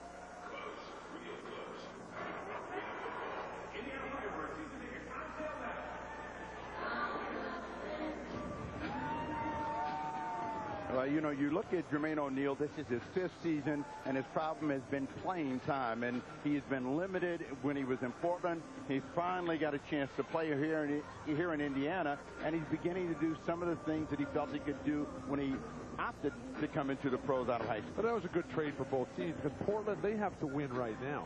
Portland, down the road, they're going to be able to buy a whole new team. Here's Donnie Walsh, the president of the Indiana Pacers.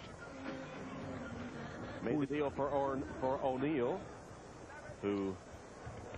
Well, this will be very difficult, and we'll be watching it all season long as Indiana's trying to stay in the hunt. At the same time, they still have star players. Bender took it right to the rim and drew the foul. Well, whoever spot he took, he doesn't want to give it back. That's right. Guarantee you that today. He is saying, Coach, you made a mistake by giving me all those DNPs, and dealing against some pressure defense against Tracy McGrady. Worked his way to the rim, back at the line, where he's yet to miss. Player Jonathan Bender, who broke Michael Jordan's McDonald's All-American High School All-Star Game record, but beat it by 1 when he scored 31 points coming out of high school. 6 for 6 at the line is Bender.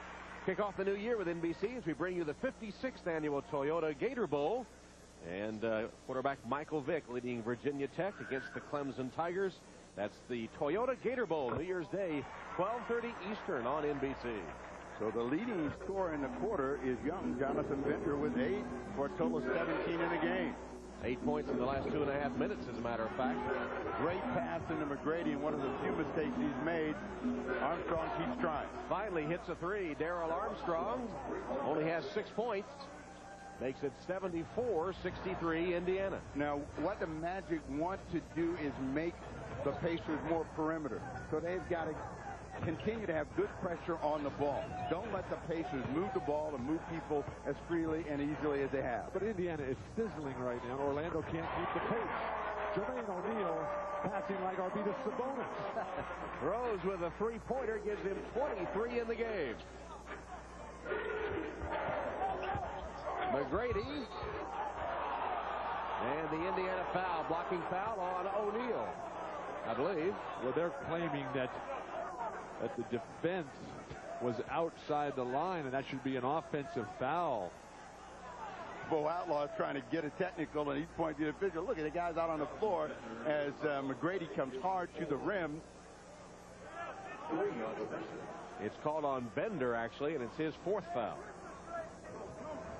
Bender's had the big quarter. John Tabak up off the bench.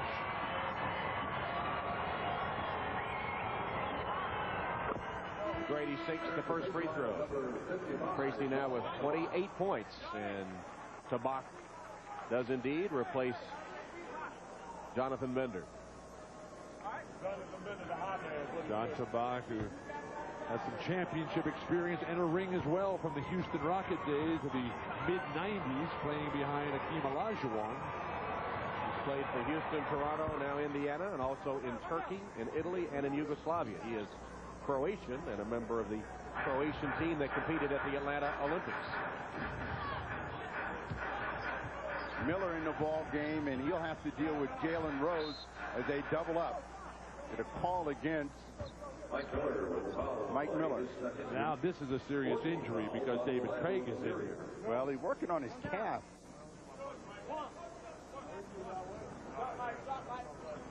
Lewis Johnson has a report on O'Neal's status. Lewis? Yeah, Tom, right now you can see head trainer David Craig working actually on the right shin. That's what's bothering him. He landed awkwardly on that shin a few moments ago. Craig said he was all right, we're back in the game, but obviously he's still got some problems. So. All right, Lewis. Tracy McGrady has no problems. He has 31 points. McGrady had a career-high 40 against New Jersey earlier this season. The effortless nature with which Tracy McGrady can score. Got to learn, though, that the other guys have to come with him, and right now no one else playing any kind of basketball for Orlando. Well, he's got to keep him in the ball game and give him a chance to wake up and come with him, and they haven't been doing any of the things that they need to do, and Jonathan Bender is making them pay 10 1/4 for Bender. How could they keep this guy on the bench, Jonathan Bender? Well, he didn't have the skeletal development. Well, it's interesting you mentioned that about Bender because he did grow 7 inches in 1 year in high school, 9th to 10th grade.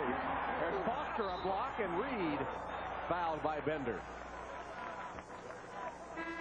Isaiah Thomas talking prior to the game about the need for this team to have a growth spurt. They have come of age this afternoon on Christmas as they are hammering Orlando.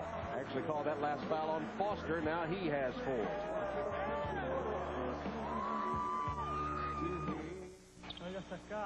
Guardalo, guardalo. Torna dalla mamma. Non è la tua fidanzata, dai. Anche la mia, stai giù con le gambe, difendi. Ok, vieni qua, prima lezione. Giù con le gambe e gli stai allora. Lascialo stare, lascialo stare. Basta, basta, è impossibile bloccarlo. Non ti preoccupare, adesso cambiamo le squadre. Va bene, dai. Ok, adesso la palla è mia. Dove vai? Dammi la palla. Questa è la mia casa.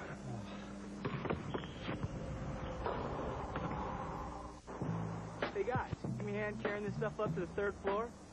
Love to, but we're late for this thing. Yeah, sorry. That's cool. You know, those stairs are kind of tricky. Yeah. Oh, I got this. That's it. Mind if we help ourselves to some of your underwear? With a great taste that won't fill you up and never let you down.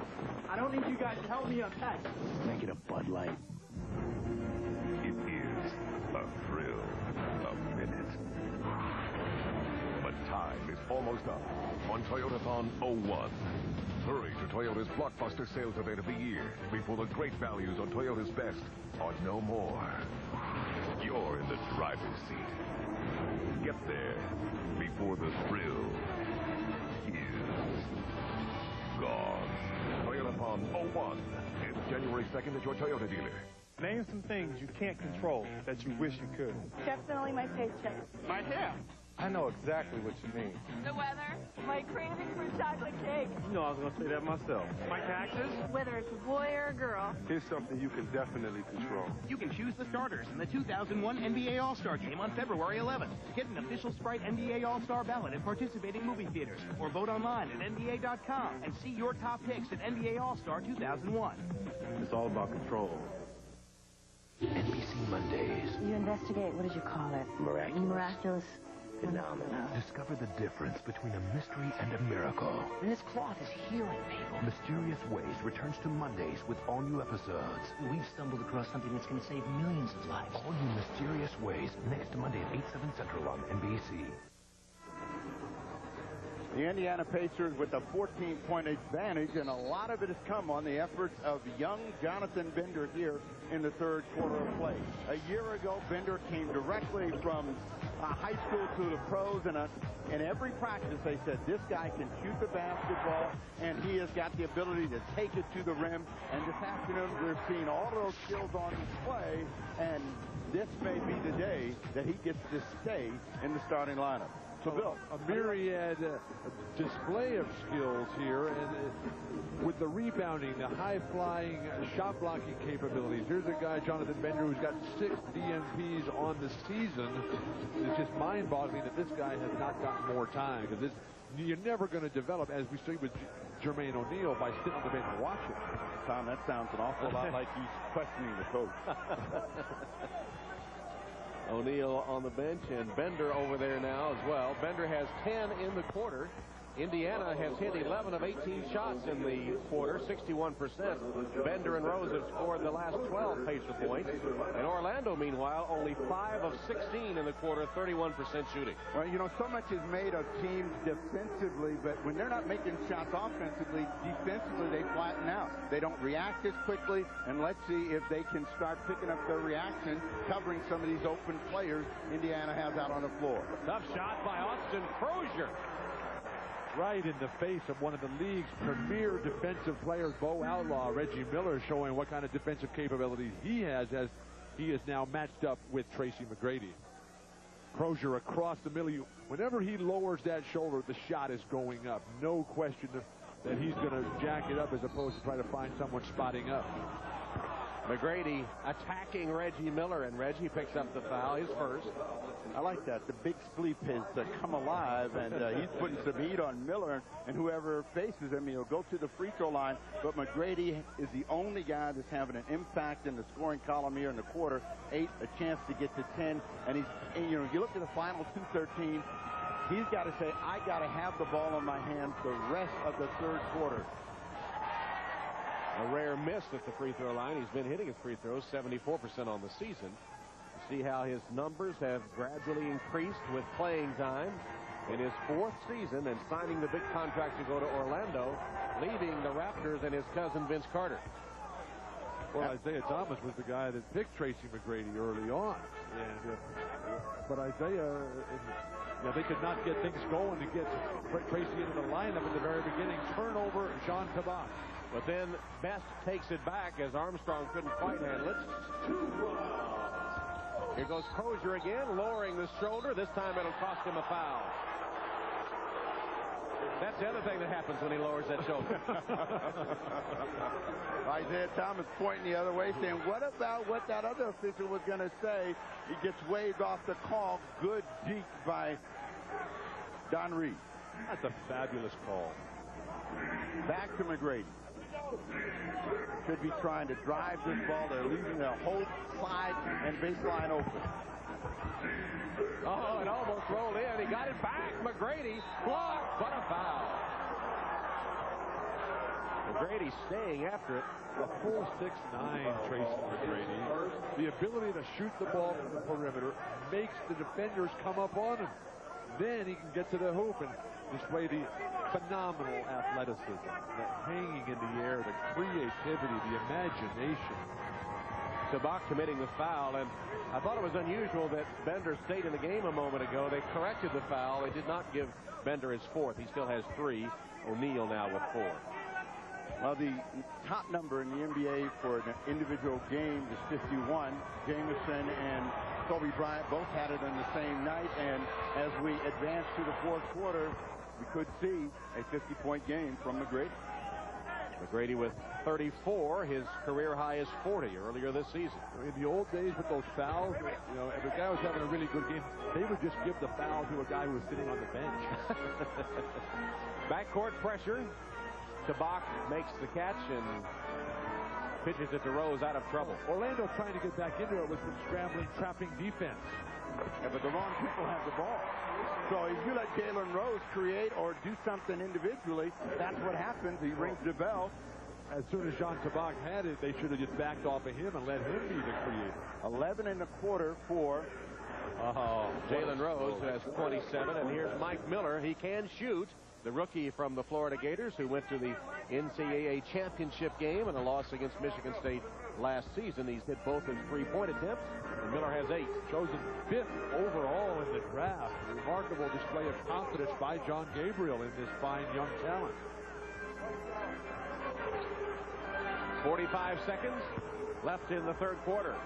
Long rebound to Miller, who gives it up to McGrady against Jalen Rose now. Shoots over him. Good. He's got it going today. Tracy McGrady with 36 points. What cannot this man do? He's hit 12 of his 22 shots. 13 1/4 for him, and they'll get one more crack at it as they try to, again, full court pressure. Armstrong had a steal. Thought he got raked off the ball by John Tabak. Tracy McGrady, who has shown an incredible ability to go to his left, all set up by the fact or right, or straight up, or dunk, or shoot free throws, or rebound, or block. About a 10-second differential between shot and game clock as they work back to Jalen Rose. Travis Best. The runners in the lane for Indiana have been marvelous all afternoon.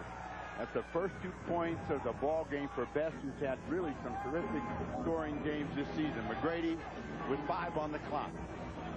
Double teams. Skip pass to Miller for 3. At the buzzer, no good. McGrady did the right thing, though. Skip pass to find the open man. Miller's first miss from 3-point range after hitting his first 2.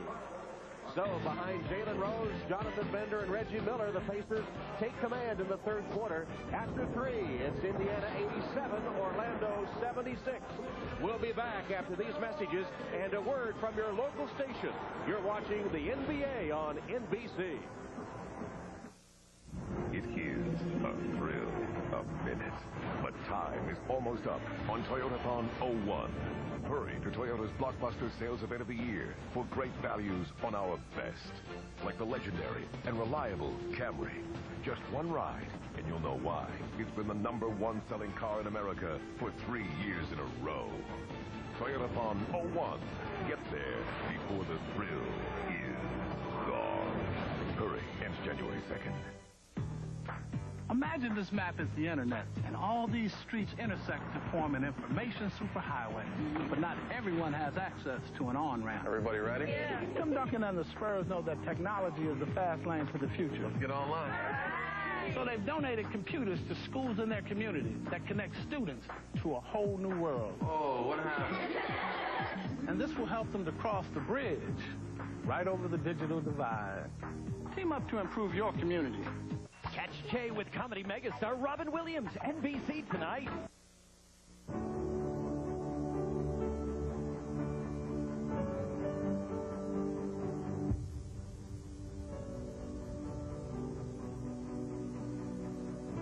Over the past 65 years, Chevy Suburban has come a very long way. Introducing the best Suburban yet. The all-new Chevy Suburban. Like a rock. I used to believe in cellular, too. All the stuff about free long distance, it was mostly make-believe. But it's okay. Turns out real nationwide long distance does exist. We can call from anywhere to anywhere in the country, and there are no extra charges. And it's all digital, so it's clear. Does Mom know? Yeah, she knows. Sprint PCS, 1,500 minutes with nationwide long distance for just $34.99. Happy holidays from all of us at NBC 41 News. This copyrighted telecast of the National Basketball Association is intended solely for the entertainment of our audience. And any retransmission, reproduction, rebroadcast, or other dissemination or use of this telecast, or of the pictures, descriptions, or accounts of this game without the express written consent of the National Basketball Association is prohibited. Start the fourth quarter with Indiana leading 87-76 behind 51% shooting for the game. Tom Hammond, Bill Walton, Steve Jones, Lewis Johnson with John McGinnis, our producer, and Jeff Simon, our director, all wishing you happy holidays from Conseco Fieldhouse in Indianapolis. Indiana's on a terrific offensive roll right now. They've got a great contribution from Jonathan Bender. Now Orlando has to find somebody else besides Tracy McGrady, who's got 36 already and is pressing the season best 51 for the NBA. Nice crossover by Best, back to Crozier. And Armstrong called for the blocking foul. Derek McKee, the veteran, in the Indiana lineup for the first time today. We have Bender, O'Neal, Crozier, McKee, Travis Best. Big team and one guard to make plays for everybody else. And let's see how the defense of the Orlando Magic adjusts to the size. Bender against Miller. Backing him down, drew the double team. And a steal by Reed. Signs of promise, though, the passing abilities of Jermaine O'Neal and Jonathan Bender. McGrady attacking McKee.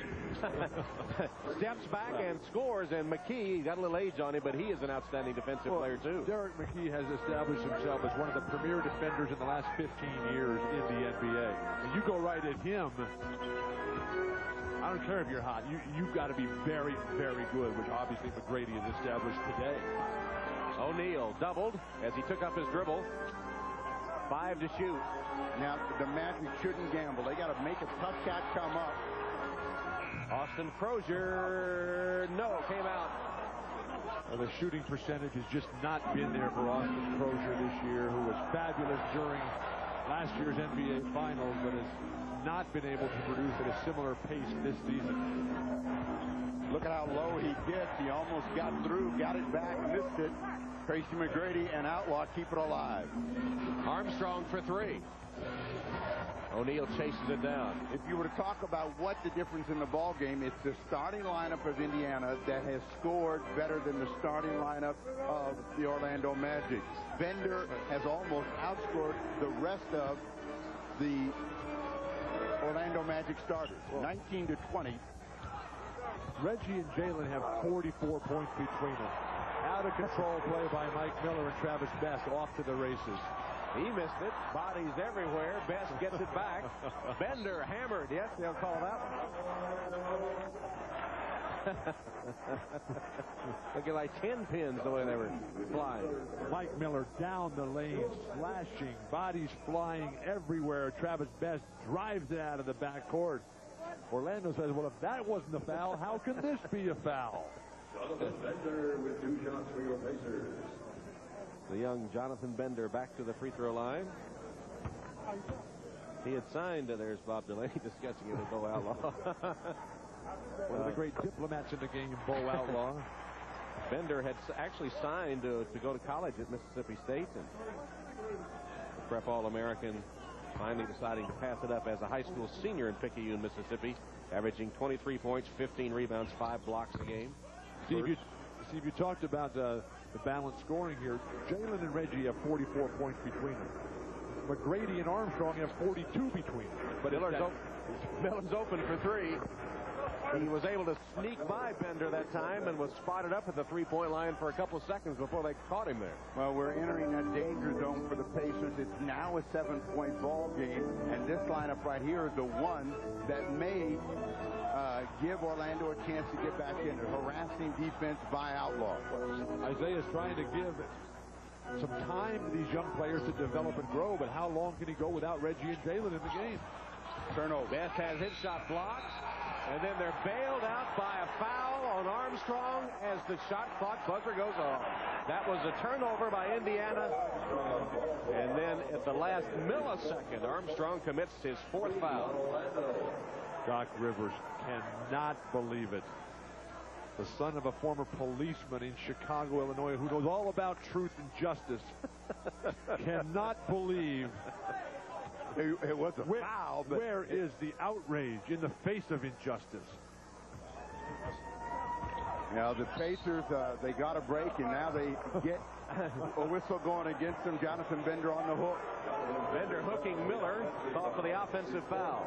That's his 4th. So many of the young players who are dominating the NBA these days, they love to reach back and try to grab the guy who's guarding them, or who they're guarding, or who is guarding them, and it's just foolish. Well, Bender out of the ball game. Jalen Rose back in the game. So there's a little pressure valve of relief for Isaiah Thomas in a 7-point ball game with 9 minutes to play. Armstrong nowhere to go after he left his feet, able to get rid of it. And now a 3 by Darrell Armstrong. Tough shot. Armstrong with 9 points.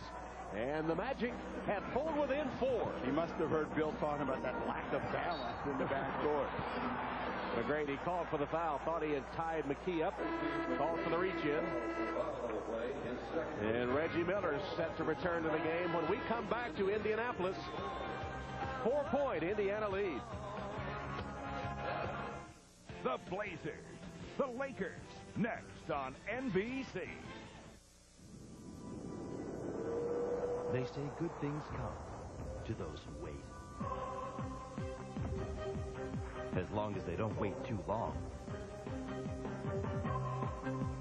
From now until January 2nd, get a $500 holiday bonus for $1,250 total cash back on any 2001 Grand Prix. So stop by your Pontiac dealer now and light up the season. This holiday bonus ends January 2nd. Thanks for coming out, guys. Got it, man. So what do you want to talk about? Cindy. We broke up. She was perfect for me. Oh, what a catch. Oh, she sure was. She just tore out my heart and stomped on it. Oh, that's gotta hurt. Yeah, it really does. Oh, you guys are great. Being there for a friend? Grab a Miller Lite. It's Miller time.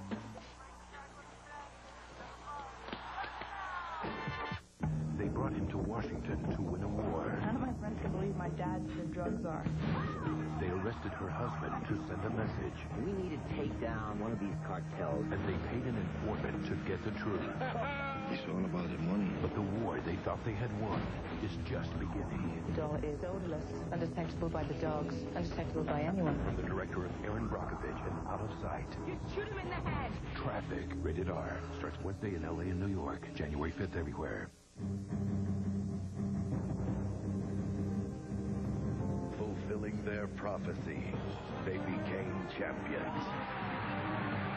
Now, with the bullseye squarely on their back, the Lakers must fight off all who aim to dethrone them. And with the perfect balance of power and grace, will defend their title and inch closer to their goal, a new Laker dynasty. To be continued next on NBC.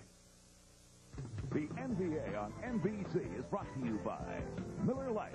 Grab a Miller Lite. It's Miller time. By McDonald's. We love to see you smile. And by Net Zero. Not just free internet access, the best internet access. Call 1-800-DEFENDER. Holiday time always means community involvement around the NBA, and that's the case here in Indianapolis. For more, let's go to Lewis Johnson. It sure is the case. You know, the Pacers really have the Christmas spirit, the organization does, and the evidence of that is behind me here in Section 111, where the organization has invited over 150 kids from local homes and boys and girls clubs to come and enjoy the game. The office staff paid for the tickets. The players helped Santa Claus secure the gifts, and after the game, there will be a party in the Pacers practice room to make sure that they get to enjoy another Christmas this afternoon. All the Pacer players are coming, Tom. All right, Lewis. And I'm looking forward to my gift from you, Bill, at the end of the telecast today. Oh, absolutely. Jalen Rose tapped in by Crozier. You missed it. He bought breakfast. Really? Yeah, but he waited until he saw what I ordered, and I'll take that. Orlando's playing a lineup right now that doesn't have a lot of defensive rebounding capability. The last time he opened his wallet, Snapper, a moth came out. That's what I'm saying. This was a terrific positioning play and effort by Crozier to put the cap on it, and it's a 6-point game, so they got to feel better about their chances of closing opponents out when they can make those kind of plays. But Doc Rivers has got John Amici, Pat Garrity, and Mike Doliak sitting on the bench over there when he needs defensive rebounding. Armstrong rimmed out to Jalen Rose. 7 rebounds now for Rose. That putback by Crozier, that tap in by Crozier, was Indiana's first field goal of the quarter. Okay, it's a 3-point quarter for them so far, and this is what's happened through the early part of this season for them. They have this fourth quarter flame out in close games. O'Neal, tough shot. Kept alive by Crozier, though. But they don't beat the shot clock. Shot clock violation, Orlando ball. Well, everybody was stunned that the ball didn't hit the rim. Reggie thought there was going to be a total reset there, and wasn't even mental close. block. Yeah. So Orlando again a chance to cut into that 6-point deficit. 7.5 minutes remaining. Well, the guys that have proven that they're making shots right now, McGrady and Miller in the quarter, they put the ball back in McGrady's hands. Lapped out by Outlaw and chased down by McGrady. Well, they're all saying over and back, but the ball hit the rim. Yeah. McGrady takes it in again and misses again. O'Neal clears. He has 7 boards. Derek McKee really doing a fine job defensively on McGrady. I agree. He's made a difference, hasn't he? Reggie Miller waits for the traffic to clear and then pops in a 3. 20 for Reggie. And Doc Rivers wants to talk about it, and he'll take a timeout. Timeout Orlando. They made a run, but now Indiana, with its big guns blazing, kicks the lead out again. Magic were within 4, but Indiana has scored 5 in a row, including that 3 by Reggie.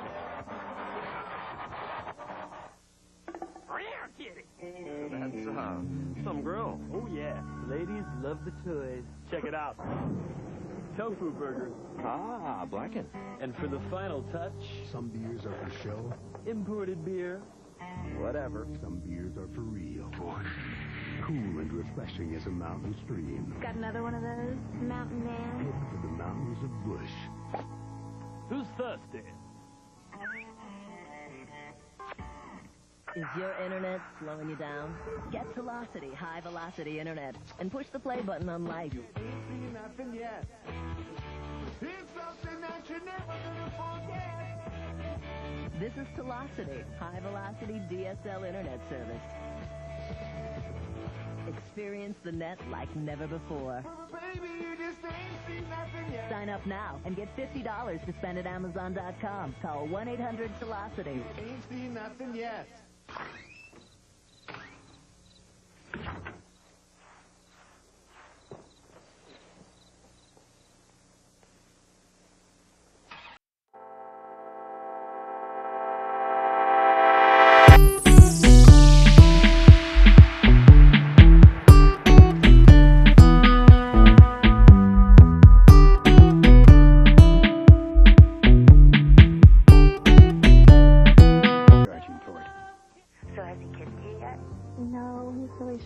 That's so cute. I think tonight's the night, though. Good luck.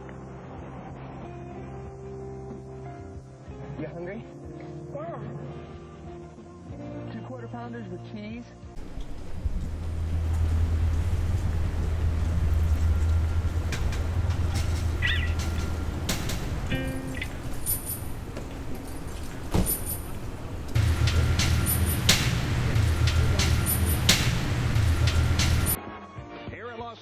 The Lakers and Blazers getting ready. Steve Smith of Portland playing with his recently opened Christmas present. Shaq is in the building, as is Kobe.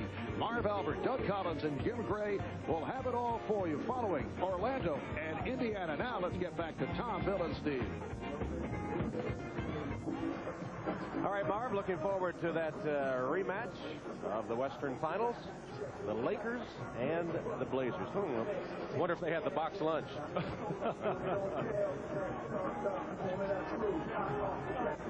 Orlando Magic blowing some golden opportunities here. They're staying with the same small lineup, trying to find an offensive spark other than Tracy McGrady.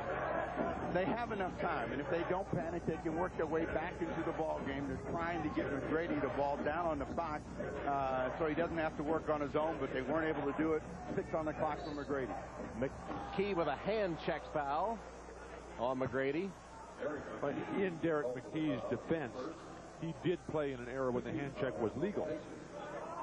Well, he's done a good job on McGrady. He's been the only man today that's come close to stopping him. He's got size. He's got strength. A former University of Alabama star.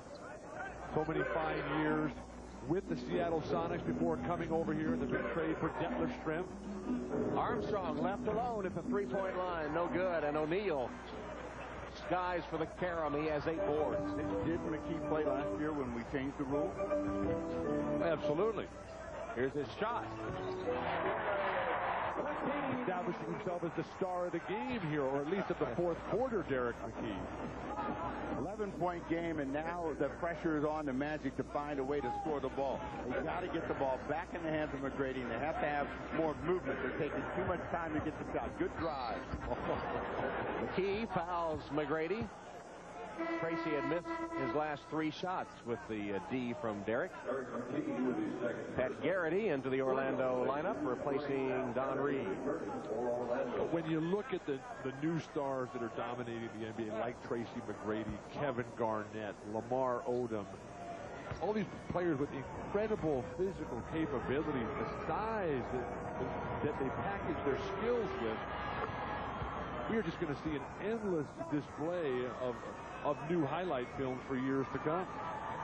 There are the numbers on McGrady. You know, it's that starting unit that doesn't have enough balance in it. Miller's come off the bench, giving them 11 points. McGrady with 2 more.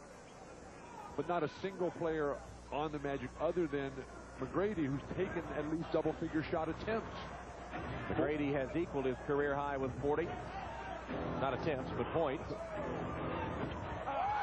Bad attempted lob by Rose. McGarrett has it. Garrity has it. And is able to get it in bounds, and an Indiana foul. Jermaine O'Neal is rubbing his eyes, like trying to figure out how to get his hands on the same page.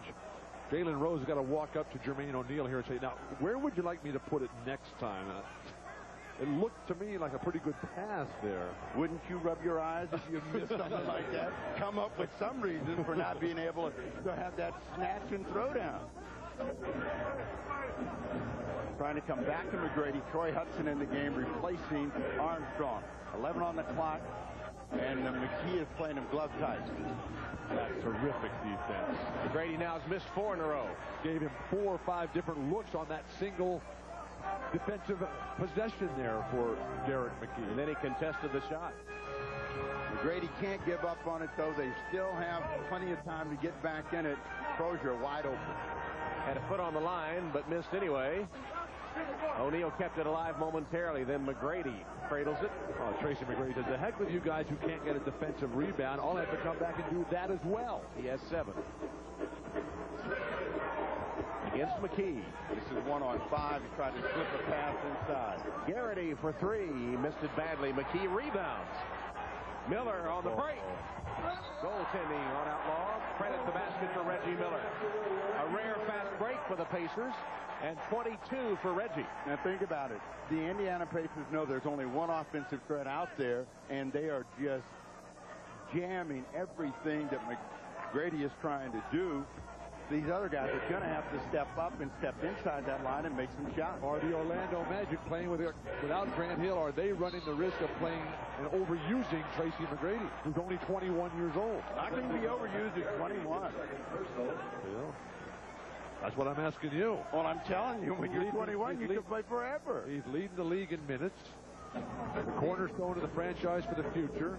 He's not tired. He's not injured. So he should be out there. Offensive foul. Jalen Rose is. Troy Hudson draws a foul. Armstrong going to come back in the game, so he's gotten a breather and some instructions as they'll try to creep up here in the last 4, 26 down 11. Might want to spot Miller at the three-point line. He's hit 3 of 4 as they continue to pay so much attention to McGrady. You know, Garrity does not have his stroke going today, and when he's off, then he struggles to help you in other areas, and he primarily is a shooter. Now Reggie Miller's got Tracy McGrady.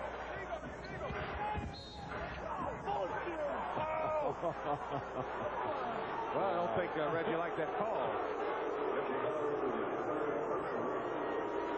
Number 3 on Reggie. The beautiful execution of the spin move. Reggie Miller caught there and certainly displeased with a verbal outburst that we'll have Steve Jones describe. Well, that's been the reaction of most players from UCLA. Ouch! Oh! Ow! Look, you can say anything you want about me. We have most of the time. But do not disparage UCLA, please. Well, McGrady with a new season-high 41 flashes on the scoreboard and a chance to make it a little bit better, but he missed. Career high, too, I think, 41. And for Orlando, their next highest score is Mike Miller with 11. Orlando has not been able to capitalize by using their press, something they're normally very good at. That was too easy. It's a bad matchup for Armstrong. You get him down on the low post with the guy and the ability of Jalen Rose, you're going to pay for it every time. And that's one of the reasons Isaiah Thomas really wants to go with the big backcourt. Block shot by a group of Pacers. Grady might be just a little bit tired right now, and that's the reason that jump shot isn't going in. You just said he's 21 years old, is not going to get well, no, that means you have to find another way to score. Your jump shot is a little flat now. Get in a little bit closer to the hoop. They're not going to take him out of the game. But that last possession is a classic example of Doc Rivers' explanation of what the team really needs down the line is a big defensive, intimidating presence inside. McGrady in this fourth quarter hit his first shot and then has missed 5 in a row. Armstrong goaltending, allow the basket to Darrell Armstrong. O'Neal swatted it on the way down. O'Neal, who's had a terrific defensive game this afternoon, will learn over time. He's just getting started, even though it's his 4th year. You have to jump out and get the ball just out of the shooter's hand as opposed to getting it above the rim. Indiana by 10. The Magic defense is scrambling. They don't know where to put pressure, and so they're just chasing people. They get a fortunate turnover there from Miller.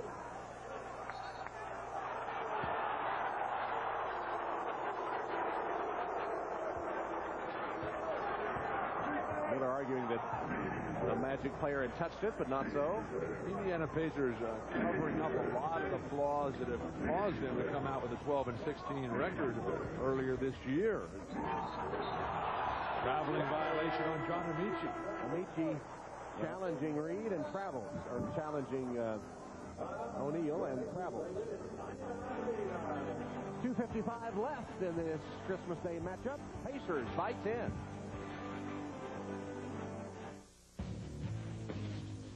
Did you ever see that movie, You've Got Mail?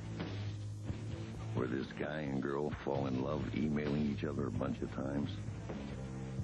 Anyway, they finally meet face to face, and there's this big romantic kiss. Do you know the movie I'm talking about? Did you ever see that one? Well, this guy didn't. Ford F-Series Super Duty. Built Ford tough. Ever found yourself here? Waiting for the privilege of paying just to get in? That's how people feel when they realize how much they've been paying for internet access. You, on the other hand, are no fool. You log on to the internet using Net Zero. It's fast, reliable, and it's totally free. You never pay a monthly fee. Ever, ever, ever. Net Zero. Not just free internet access. The best internet access.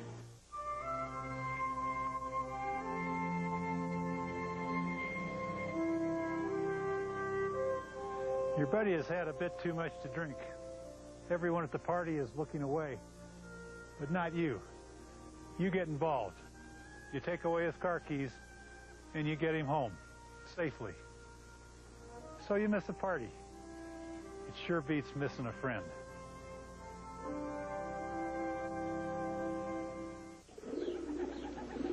I think your creativity comes from within. I think everybody's born with creativity, but I believe it's the trust in yourself and the trust in your emotions to talk to yourself, so to speak, to become your own psychologist, to let your emotions out on a piece of paper, to not be afraid of anything, not be afraid of what people think, not be afraid of what people may say, to just be yourself. And I think that's something that's rare nowadays. It is a 10-point advantage for the Indiana Pacers, and Doc Rivers was hoping that Bob Delaney or one of the other officials would give him a Christmas present and give him a little momentum to get back in this ball game. On the play just before the timeout, Amici driving the baseline. He traveled before the foul and Doc Rivers wanted that foul. He wanted that call, and this is how the officials explained it. See, there's the one that can't come with it. It's not simultaneous. I have a foul, but it's not simultaneous because he travels to get across the lane, and that's when I got the foul. Well, you got the first call. It's not simultaneous. I think we're supposed to get together now. Always nice to see the referees on the same page. Bob Delaney, one of the league's finest referees, and George Tolliver, the other one who made the correct traveling violation on Amici along the baseline. All right, Tom, I think that's what fun Bill and I have. I think we're supposed to get together now. Yes, I wish. McGrady, rebound. Is there anything that Tracy McGrady hasn't done today? Well, he better keep doing it for three. Pulls up for the three, way off the mark, an air ball. And it might be that fatigue you guys have been discussing. Well, you know, and at this point, okay, you know you have to stay out on the floor, try to get closer to the rim, try to draw some fouls, stop the clock, but find a way to work your way back into it, because he is the entire offensive story for them. He's missed his last 6 shots, has McGrady. 6 in a row have been off the mark. But McGrady will eventually learn. Remember, he's just getting started at 21 years of age and didn't play much his first couple years. You got to make the other team guys play their game. He's got a good shooter in Mike Miller out there. How about a penetration and a dish? John Amici can stroke a jumper. Pat Garrity can do the same. Draw the defense and kick it out. Slapped away by McKee. They're going to say he got him on the arm. Anytime you come across the body from that angle, the call is going to go against you, even if you do get the ball. McKee smiling, but not happy with the call. You'll see he's going to come across the body and make the play, and he gets a piece of the arm as well, so McGrady back at the line. But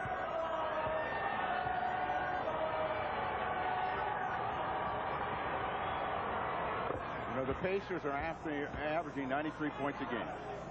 And don't forget, coming up next, the second half of our Christmas Day NBA doubleheader, as Shaq and the Lakers take on Scotty and the Blazers. That's coming up next here on NBC. Both teams with significant changes. Horace Grant coming back to rejoin Phil Jackson. The Blazers coming in with Dale Davis and Sean Kemp. A couple of guys who they hope can have some sort of impact on slowing down Shaq. Inside the final 2 minutes, and Indiana leading 99-91. Nice ball movement quickly. Crozier, Garrity might have gotten a piece of it. Here's McGrady. How many rebounds now for McGrady? 8. Now, Garrity had a better shot that he passed up, and now they're going to have to work against the set defense for McGrady. Tough shot. But see, nobody's creating for Orlando. Darrell Armstrong is not getting down inside the lane. Bo Outlaw is not creating from his high post position. He's playing. And Grant Hill is home. Tracy McGrady is playing 1-on-5. They're in a scramble position at this state, and they're just hoping the Pacers will let him back in. Missed by Miller. Armstrong pushing right by Rose, and then I thought he just fell down, but a foul's called.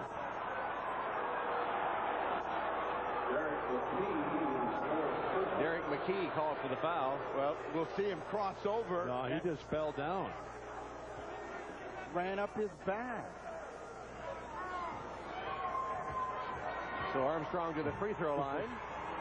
One thing that Indiana has done in the second half is eliminate the Orlando fast break. They had 15 fast break points first half, only 2 here in the second.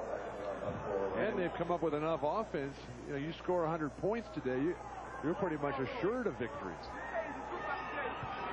And Indiana is on 99 with 1:06 remaining. And their problem has been they've been averaging 93, so they're in pretty good shape. All they got to do is just move the ball, move themselves. It's up to Orlando to make them make a mistake. Final minute. I've been impressed today with Bender and Jermaine O'Neal, the two promising stars of the future in the front court for Isaiah Thomas. 6 on the clock for Rose. Had to force it up.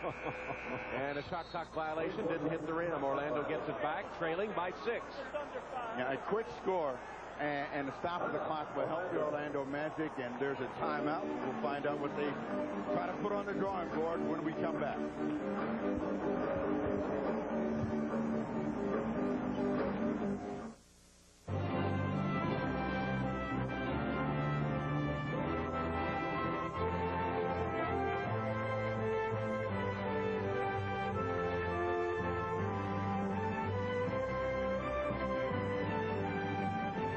Holiday gift should be nothing less than timeless.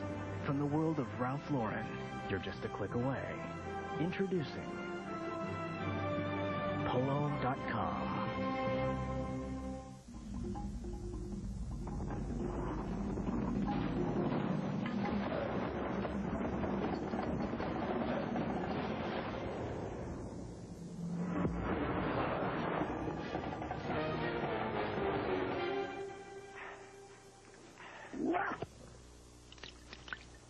Bad cheetah. See? That's why I'm not a cat person.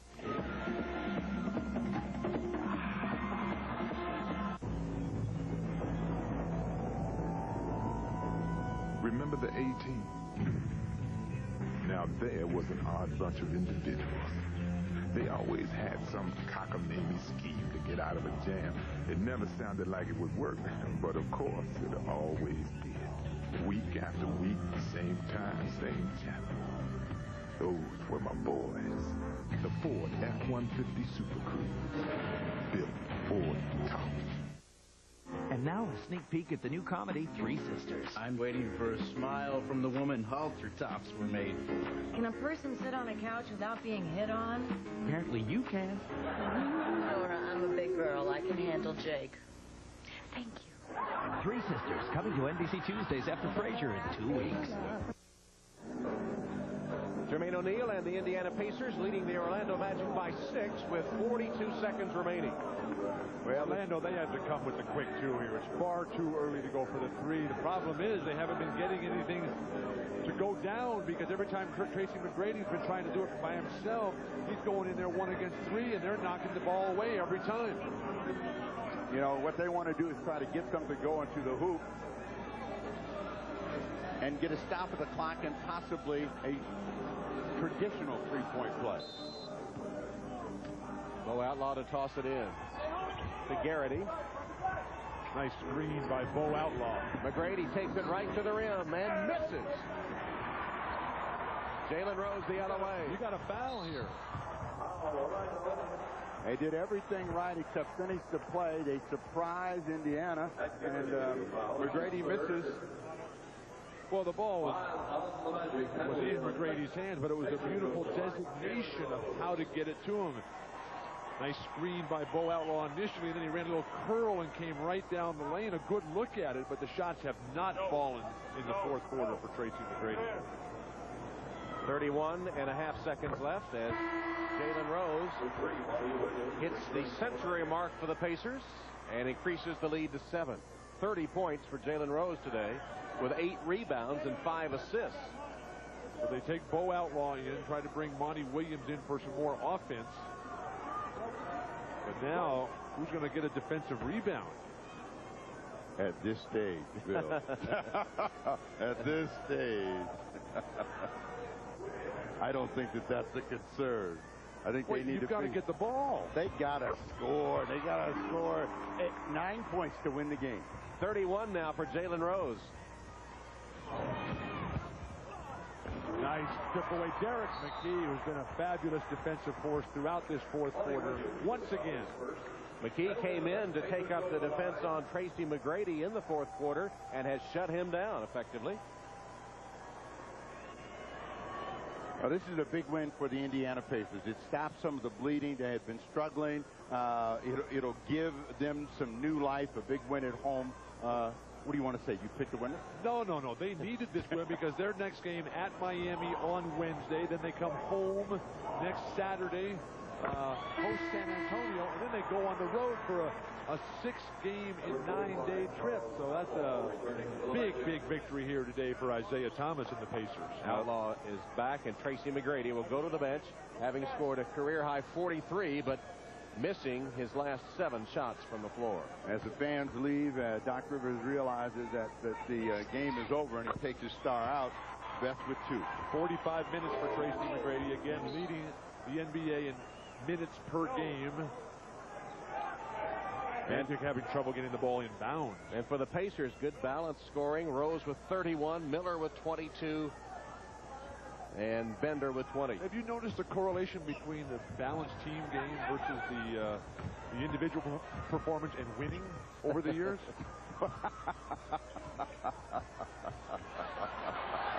Miller just lost it to Reggie Miller. And that'll do it.